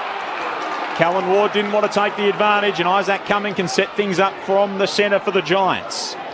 So Adam Kingsley, the coach, watching from the bench, puffer jacket on. He watches Cummings' kick go inside 50. No mark can be taken, but the pack brings it to ground, and everyone will dive on top of it. And it'll be the umpire forced in to separate it. Riccardi coming out from the bottom of the pack. A couple of goals to his name today. Briggs taps it directly towards Green. Can't get a clean pick up. He's tackled by Liberatore. Bit stiff there, Green. I thought he didn't have to have full control of the ball before he was grabbed. Interesting now, English is down on the defensive because Briggs has gone down to that forward line to do that ruck work. So Briggs palms it away to Cornelio. He was tackled. Then it gets to Dale. He's tackled by Green. Umpire says no, free kick again. Another ball up. So players desperate for the footy here. Deep inside, GWS is attacking 50. They're trying to make up a 7-point deficit. Maybe he should have given one away there, I think, Toby Green. Briggs at the stoppage, again got the hands free to get it to Green. Cornelio was grabbed and dragged down, and a ball up. They might have had the Toby Tax and the Toby Tax return in that one passage of play. Yes. 30 metres out from the Giants' goal. He's just starting a long way back, let me tell you. Up they go. English wins it down. Slapped forward by Haynes for the Giants. Still on the deck inside the forward 50. Bontempelli play at it. Trelaw's tackled by Cadman. Ball not breaking loose. Both sides can sense the urgency at the moment. They're clinging on for dear life inside the defensive 50, the Dogs. McCraig with a clearing kick, high up toward the wing. Taylor bashes it away from Norton. Haynes and Waitman in the race. Waitman went to ground. Haynes came in over the top. They can't be separated. Ball's on the deck. Robbo Gorman crosses the arms and says, ball it up in front of a packed outer side hill out on the Midland Highway side of the grounds. 7 points the spread. Still the Dogs 64, leading the Giants 57. So the margin got to 35 points at one point the Western Bulldogs' way. It's now been whittled down to just 7 as Kelly gets a quick kick away. It's Dale there on the receiving end of it. He kicks it forward towards the Western Bulldogs' end of the ground. It's Taylor there for GWS. He tries to get the footy. Hand passes back to Iden. He does well to work his way and get a hand pass to Cornelio. Gets the hand pass back from Cornelio and hand passes to Haynes, who kicks the footy further down the outer wing of the ground. Gardner just tries to tap it away. It's in the path of Kelly. He can only get his hand pass as far as Dale, who's tackled. Surely that's a free kick going the way GWS's way. Anyway, the umpire says play on, and the ball will make its way all the way to half forward for the Western Bulldogs. So they're trying desperately to hold on to this 7-point lead and cling on to 5th spot. Take that from Carlton today at Ballarat. Thrown back in 55 metres out from the Dogs' goal. Outer side of the grounds. Briggs, front spot, 2 hands to it. Brings it down to Daniels. Jams a kick on the outside of the boot. Bounced awkwardly for Dale, but he made it look very good. Handball back to Lobb. Now to Giray, back to Dale. Tries to cut infield. Gets on the right boot. Kicks inside the 50 toward Norton. It'll float on the breeze out of bounds on the full. In front of the video scoreboard. The old showgrounds here at Ballarat. where our grandstand AFL expert Mick Malthouse did some of his finest work over the years. Yeah, the old North Roosters. In the mud pit. Or was it ever? Clearing kick from Taylor, up toward Riccardi. Couldn't drag in the mark at half back for the Giants. Treloar fights for it. English is grabbed. Kelly in on the tackle. It's not coming out of ball up. Nice to see a shot of Josh Bruce and Alex Keith down on the bench as well. Both rugged up in these chilly conditions. Keith off with concussion, subbed out of the game, and we think maybe a serious knee for Josh Bruce. So I think all Dogs fans and most of the footy world will have their fingers crossed. So both subs have been made as from that ball up. The ball just trickles its way back out to that outer side of the ground for a throw-in. So we've seen plenty of play on that outer side of the ground. All the fans there have been right in the thick of the action, with the wind pushing across from the west side of the ground across to the eastern side. Yeah, a quarter of the quarter's gone. There's only been 1 point scored, so it's real tough inside. I think both sides are very, very aware of what's at stake.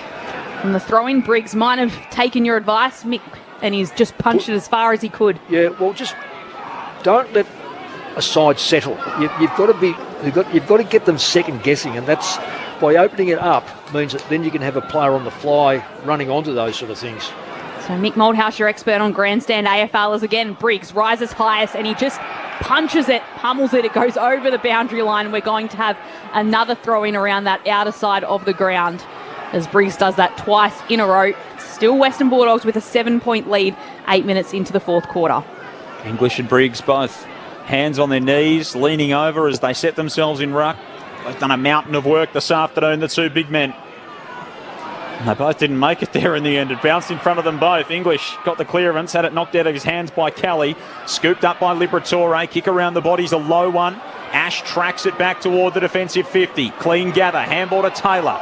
Back to Ash, tied up against the boundary line, hooks it around the body on the right boot and kicks it straight down the throat of English, who couldn't take the mark. Cornelio dives on top of him to tackle him out near the boundary line. Spills loose to Liberatore, now Treloar, he's dragged down. Got the handball away towards Scott. Back to Treloar for the Dogs on the outer side wing. High centering kick inside the 50. West goes up, can't pull it in. Did some nice work at ground level though. Handball to McRae, intercepted by Bedford of the Giants. Jack McRae brings him to a stop. On the front edge of the centre square, we'll have a ball up. Dogs by 7. We've played 9 minutes in the final term. Up go the ruck this time. Briggs just grabs it out, slams it on his boot. Goes into Treloar. He picks it up, tries to hand pass it. Plenty of players standing there around the footy. Daniels goes underground. Kick comes away. Chasing after it is Bedford. It's Dale there as well, putting pressure on. He's able to get the footy and kick it towards centre half forward. English at the back. Placed himself well. Took the mark. Hurried to kick inside 50. Ugle-Hagan had to try and hang on to that one. He couldn't. And coming out was Callaghan from the Giants, who gets the claps as he exits defensive 50. And a bit of danger there for the Giants, and can kick it towards Lloyd at left half back for the Giants. Yeah, Ugle-Hagan is right out of the game, and defensively he's very inept. So that's why they're able to run the ball out, the Giants. Lloyd would have wanted to have a sand bucket handy because he made a hell of a divot of his slid in with his knees. Kicks down the line, high toward Briggs. Look at Callaghan and Poulter fight for it, just trying to scrap the ball loose. Cornelio got it somehow to Whitfield, and the Giants have got a mountain of space at half forward. Daniels kicks to full forward, slipping over Riccardi, going back Cleary. Brown comes in from the side, knocks it through for a rush behind, and it is a one-kick ball game. 64 place, 58, 10 minutes played, final term at Ballarat, 5th spot on the line. Well, alarm bells must be ringing because, again, that contested ball, Giants have taken over since half-time. To get back, they need to wrestle that ball back at ground level. So Duray chooses to go the western side of the ground. His kick goes over the top of the pack. Fighting his Bontempelli, sockers it along the ground. Poulter's chasing it. He sockers it again. He goes forward. Bontempelli's had to chase after it. He can't gather it. That's left to Vandermeer. Hand passes to Ugle-Hagan, who hand passes it half forward towards Treloar. He's going to kick it to the goal square. Norton tried to take the mark. He couldn't hold on to it, and it's rushed through for a minor score. That margin now pushes back out to 7 points. 11 minutes gone in this fourth quarter. Still plenty of time left for either side to make a mark. Is it too early to say handy point? Oh, I don't maybe know. 10 minutes too early. Oh, I'm not sold on that. It's taken so long. What have we had? We've gone nearly 7 minutes of actual play for 2 points. Had a couple of 34-minute quarters this afternoon. The crowd underneath us is really into it.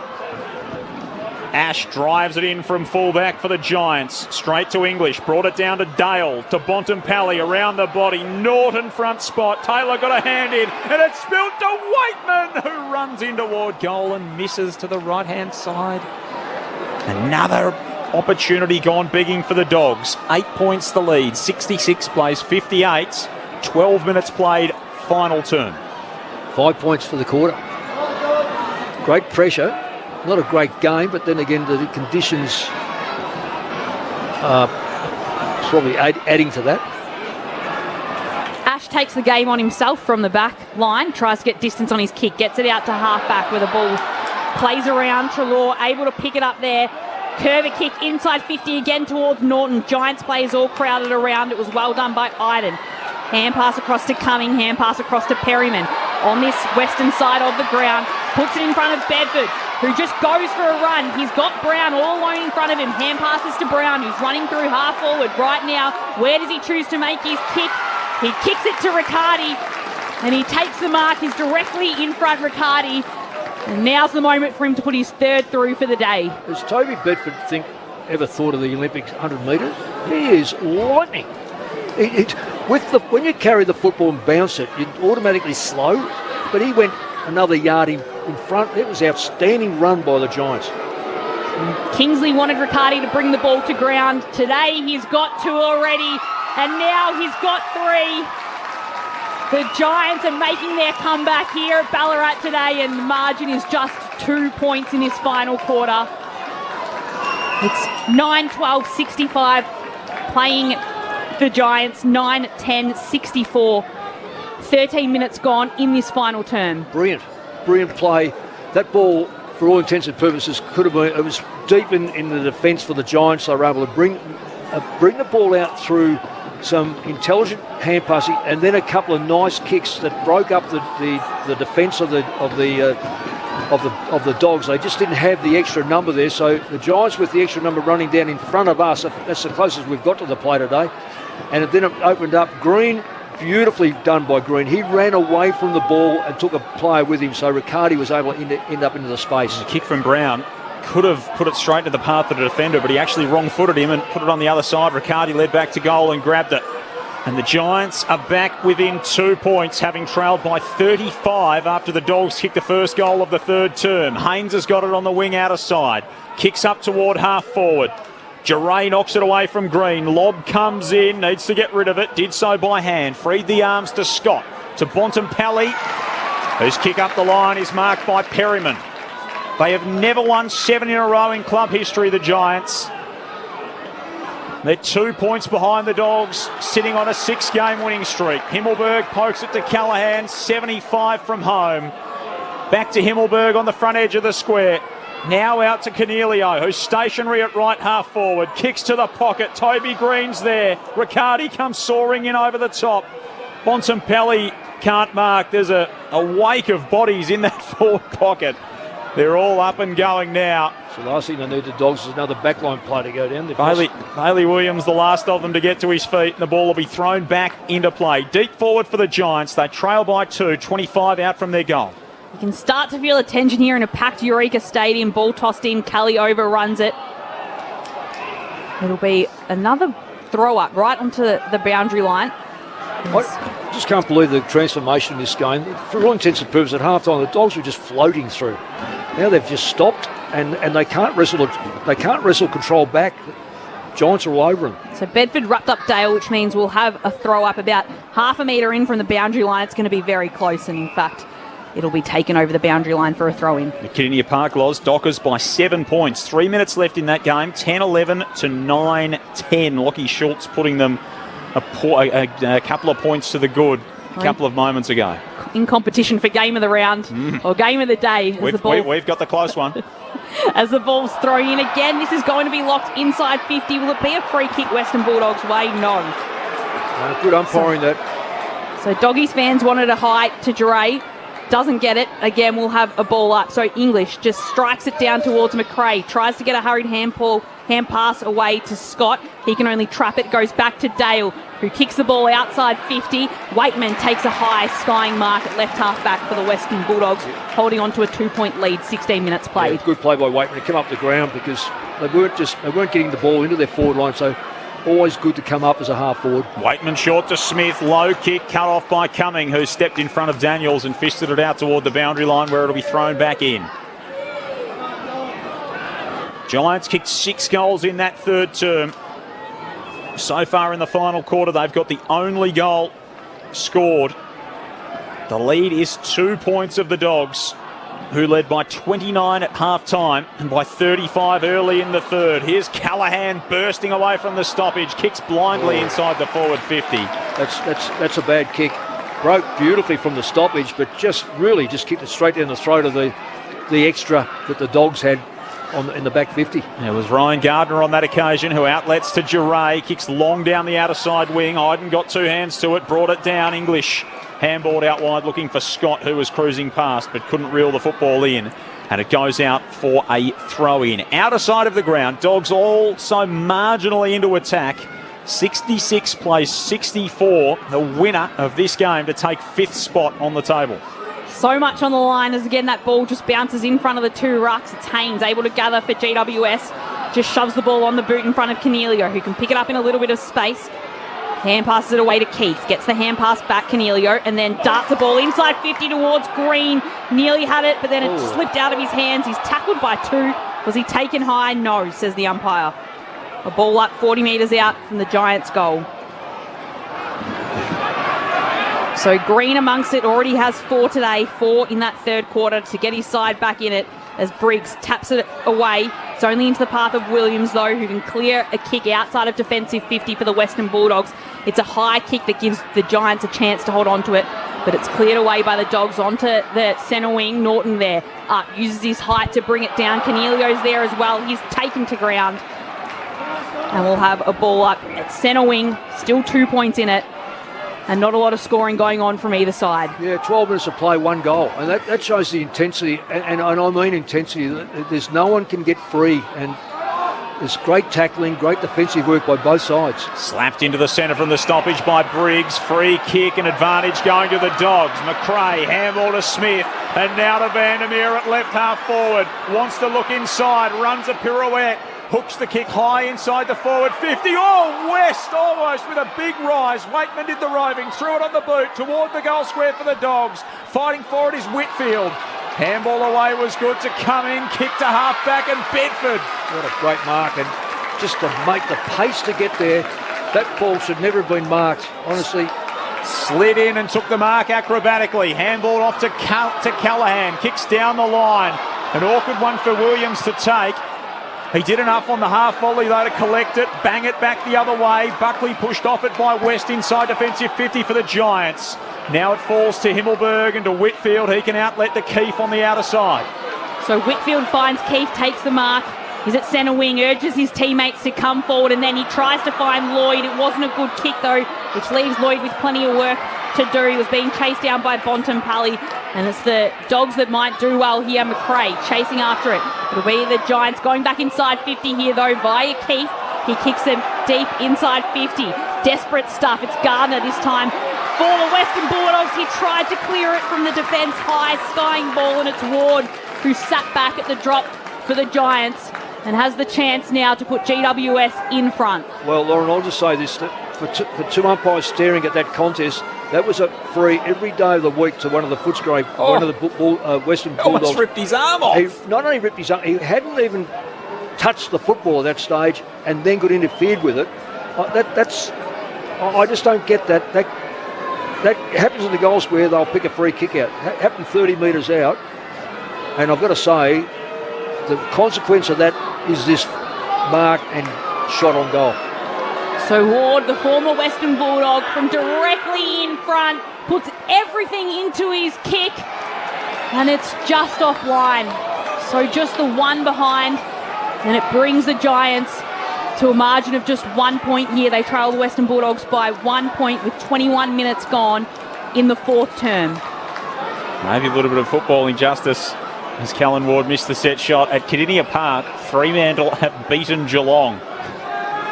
7 points, the margin the way of the Dockers. So for a second year in a row, the Dockers go down to the Cattery and take the chocolates. From the kick in, the Giants will go back inside the forward 50. Bouncing ball from Hilleberg. He's slapped on by Riccardi to Toby Green, who puts the Giants ahead. A comeback of giant proportions, and the skipper's led it with his 5th. Well, great play by Riccardi, though. Wasn't it a great tap on? Incredible awareness from Riccardi, and Toby Green was all alone, and he makes the score 10-11-71 to 9-12-66, and we are 23 minutes into the final term. And Duray is still on Toby Green. Look, I've got to say, Luke Beveridge knows his players better than me, but there's got to be a better choice, because if anyone's going to win it, it's going to be a Toby Green, because when he's got opportunities, he takes them. And at the moment, it's dead set level in the middle, so each side are sharing the spoils of stoppages. He's one hell of a player, Toby Green, as Himmelberg kicks the Giants inside 50 again. Will be the Dogs that emerge with it, though, via Williams. He gets some distance on his kick, kicks his team all the way to half forward. Waitman scrambling to get the footy. It comes out the back. Iden's got it. He hand passes to Callaghan. Hand passes to Cumming. On this western wing, hand passes back to Callaghan. Takes a bounce. He's got Ash short. Chooses to use him, and Ash is under pressure. Hand passes to Bedford. Another hand pass to Callaghan. Another hand pass used to find Brown, who goes with a dinky chip kick inside 50. Well, the ball use is fantastic, Lauren. I know you're about to say he's got it, but the ball use along in front of us, hand passes, good hand passes, not manufactured hand passes to just give you a stat, to clear the tackler in front, and this is where the ball is now, half forward. It's Brent Daniels with it from 45 metres out, a tough angle. One of the key cogs in this side. Can he put the Giants further ahead? He can. Brent Daniels continues the work of Toby Green, and he now puts the Giants a couple of kicks ahead and builds this buffer after they trailed by so much earlier on in the game. The Giants move to 11-11-77, now leading the Western Bulldogs 9-12-66. We're now 25 minutes through this fourth term. Well, since half-time, it's been a complete flip of the contested football stoppages. We know that the Giants can run the football. This is what the contrast, the way they play football now, they're playing football. It's football that you play in finals. It's running, getting the ball on the forward line, holding the ball in there, getting your backline players, get the midfielders to get back and help out your backline. They've been extraordinary. Dogs are not out of it, but right now they've got to sniff the Giants. This has been incredible football from the Giants in the second half. Kick inside the 50, almost marked by Brown out of the middle. Cleary stands in the way, curls it around the body and finds English. He takes a bounce through the centre of the ground. Have the Dogs got a bark left in them yet? Poulter's handball out wide through the hands of Vandermeer. Iden was there, Ash was there. He's dragged down. Umpire says mine. 11-point Giant lead, having trailed by 35 points at the start of the final term. It's been a 46-point turnaround as Liberatore surges it forward for the Dogs and finds Scott on the edge of the 50. They might yet have something to say about it, the Western Bulldogs. Well, Scott will kick from inside the centre square. Needs a fly from Norton. Two hands to it, can't mark. McRae's there. Handball into the pocket. West frees himself. On running is Dale. Can he jam it through? Yes!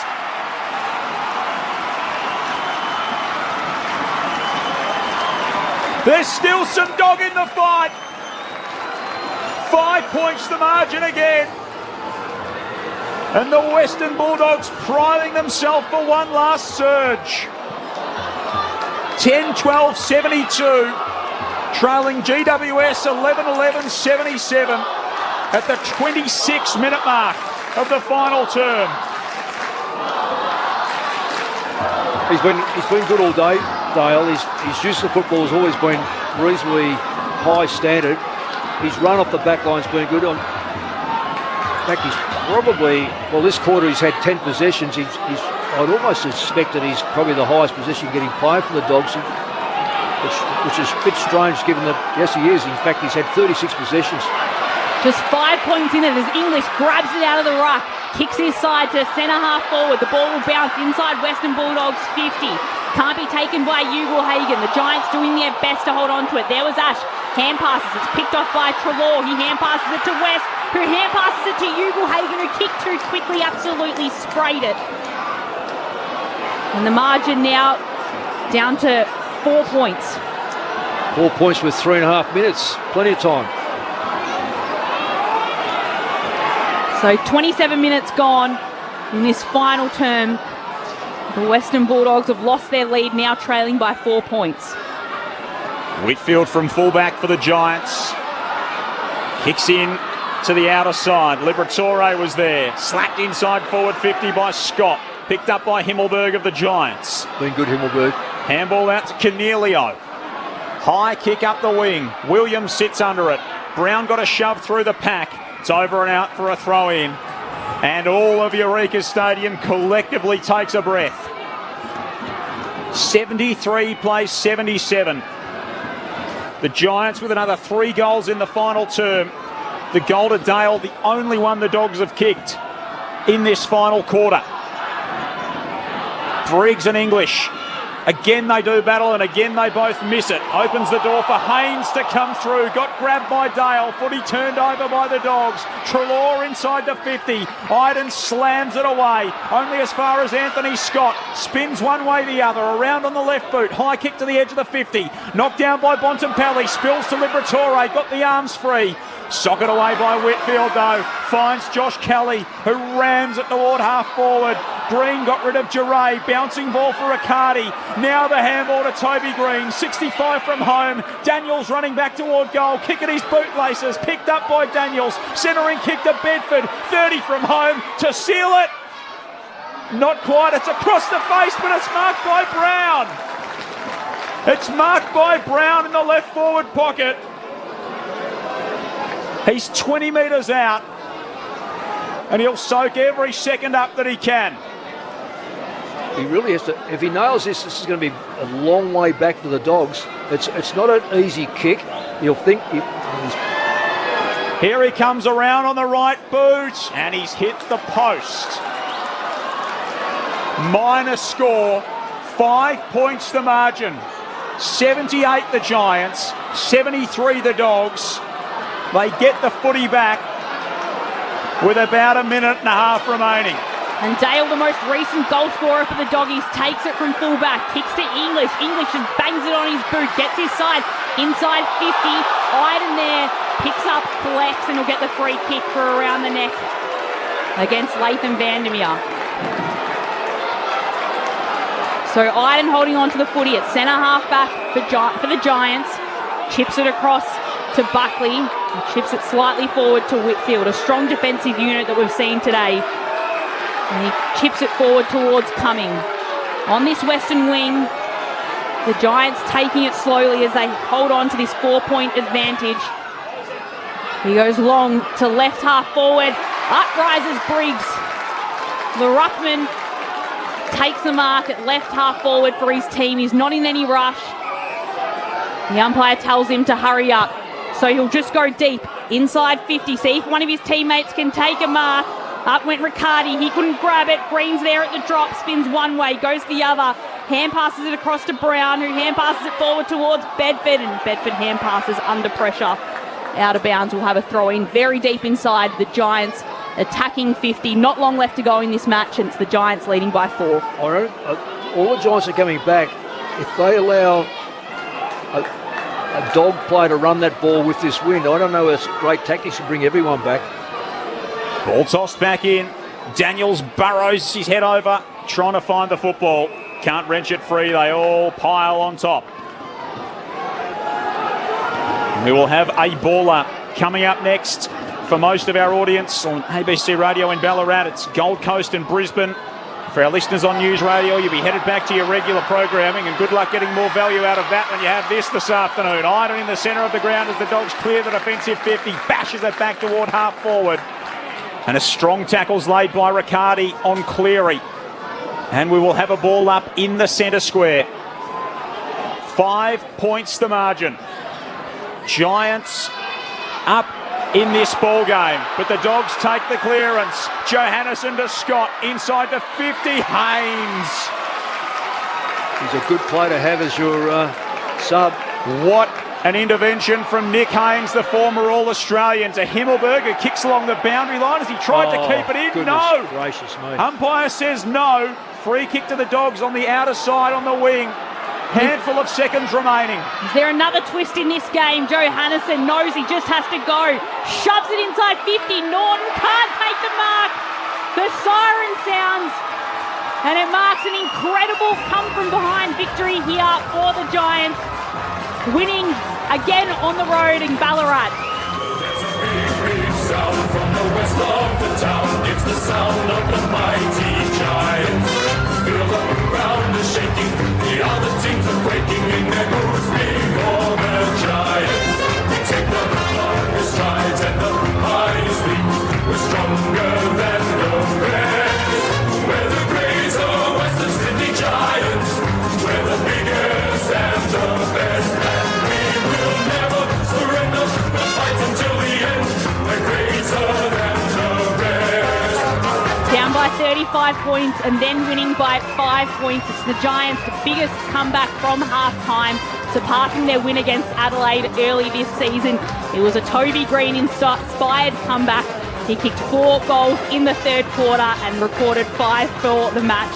It was the Western Bulldogs by 14 points at the end of the first quarter, 29 points at half-time, and then it was just 8 at three-quarter time before the Giants recorded the victory and now have 7 wins in a row, their biggest winning streak in their history. It's the sound of the mighty Giants. Feel the ground is shaking. The other teams are quaking in their boots before the Giants. Take the longest strides and the highest leap. We're stronger than the rest. We're the greater Western Sydney Giants.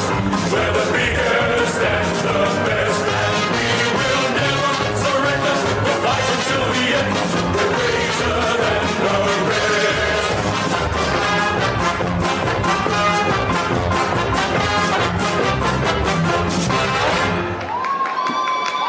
What a contest, and what a win from the Giants, who slide into 5th position with a huge turnaround, 40-point turnaround. They got it to 46 points. As Lauren said, their biggest comeback from half-time to go on and win, and a club record 7th straight win in a row that sees them slide up into 5th spot on the table. We're with you for about another 2.5 minutes before we send you to Gold Coast and Brisbane. Mick Malthouse.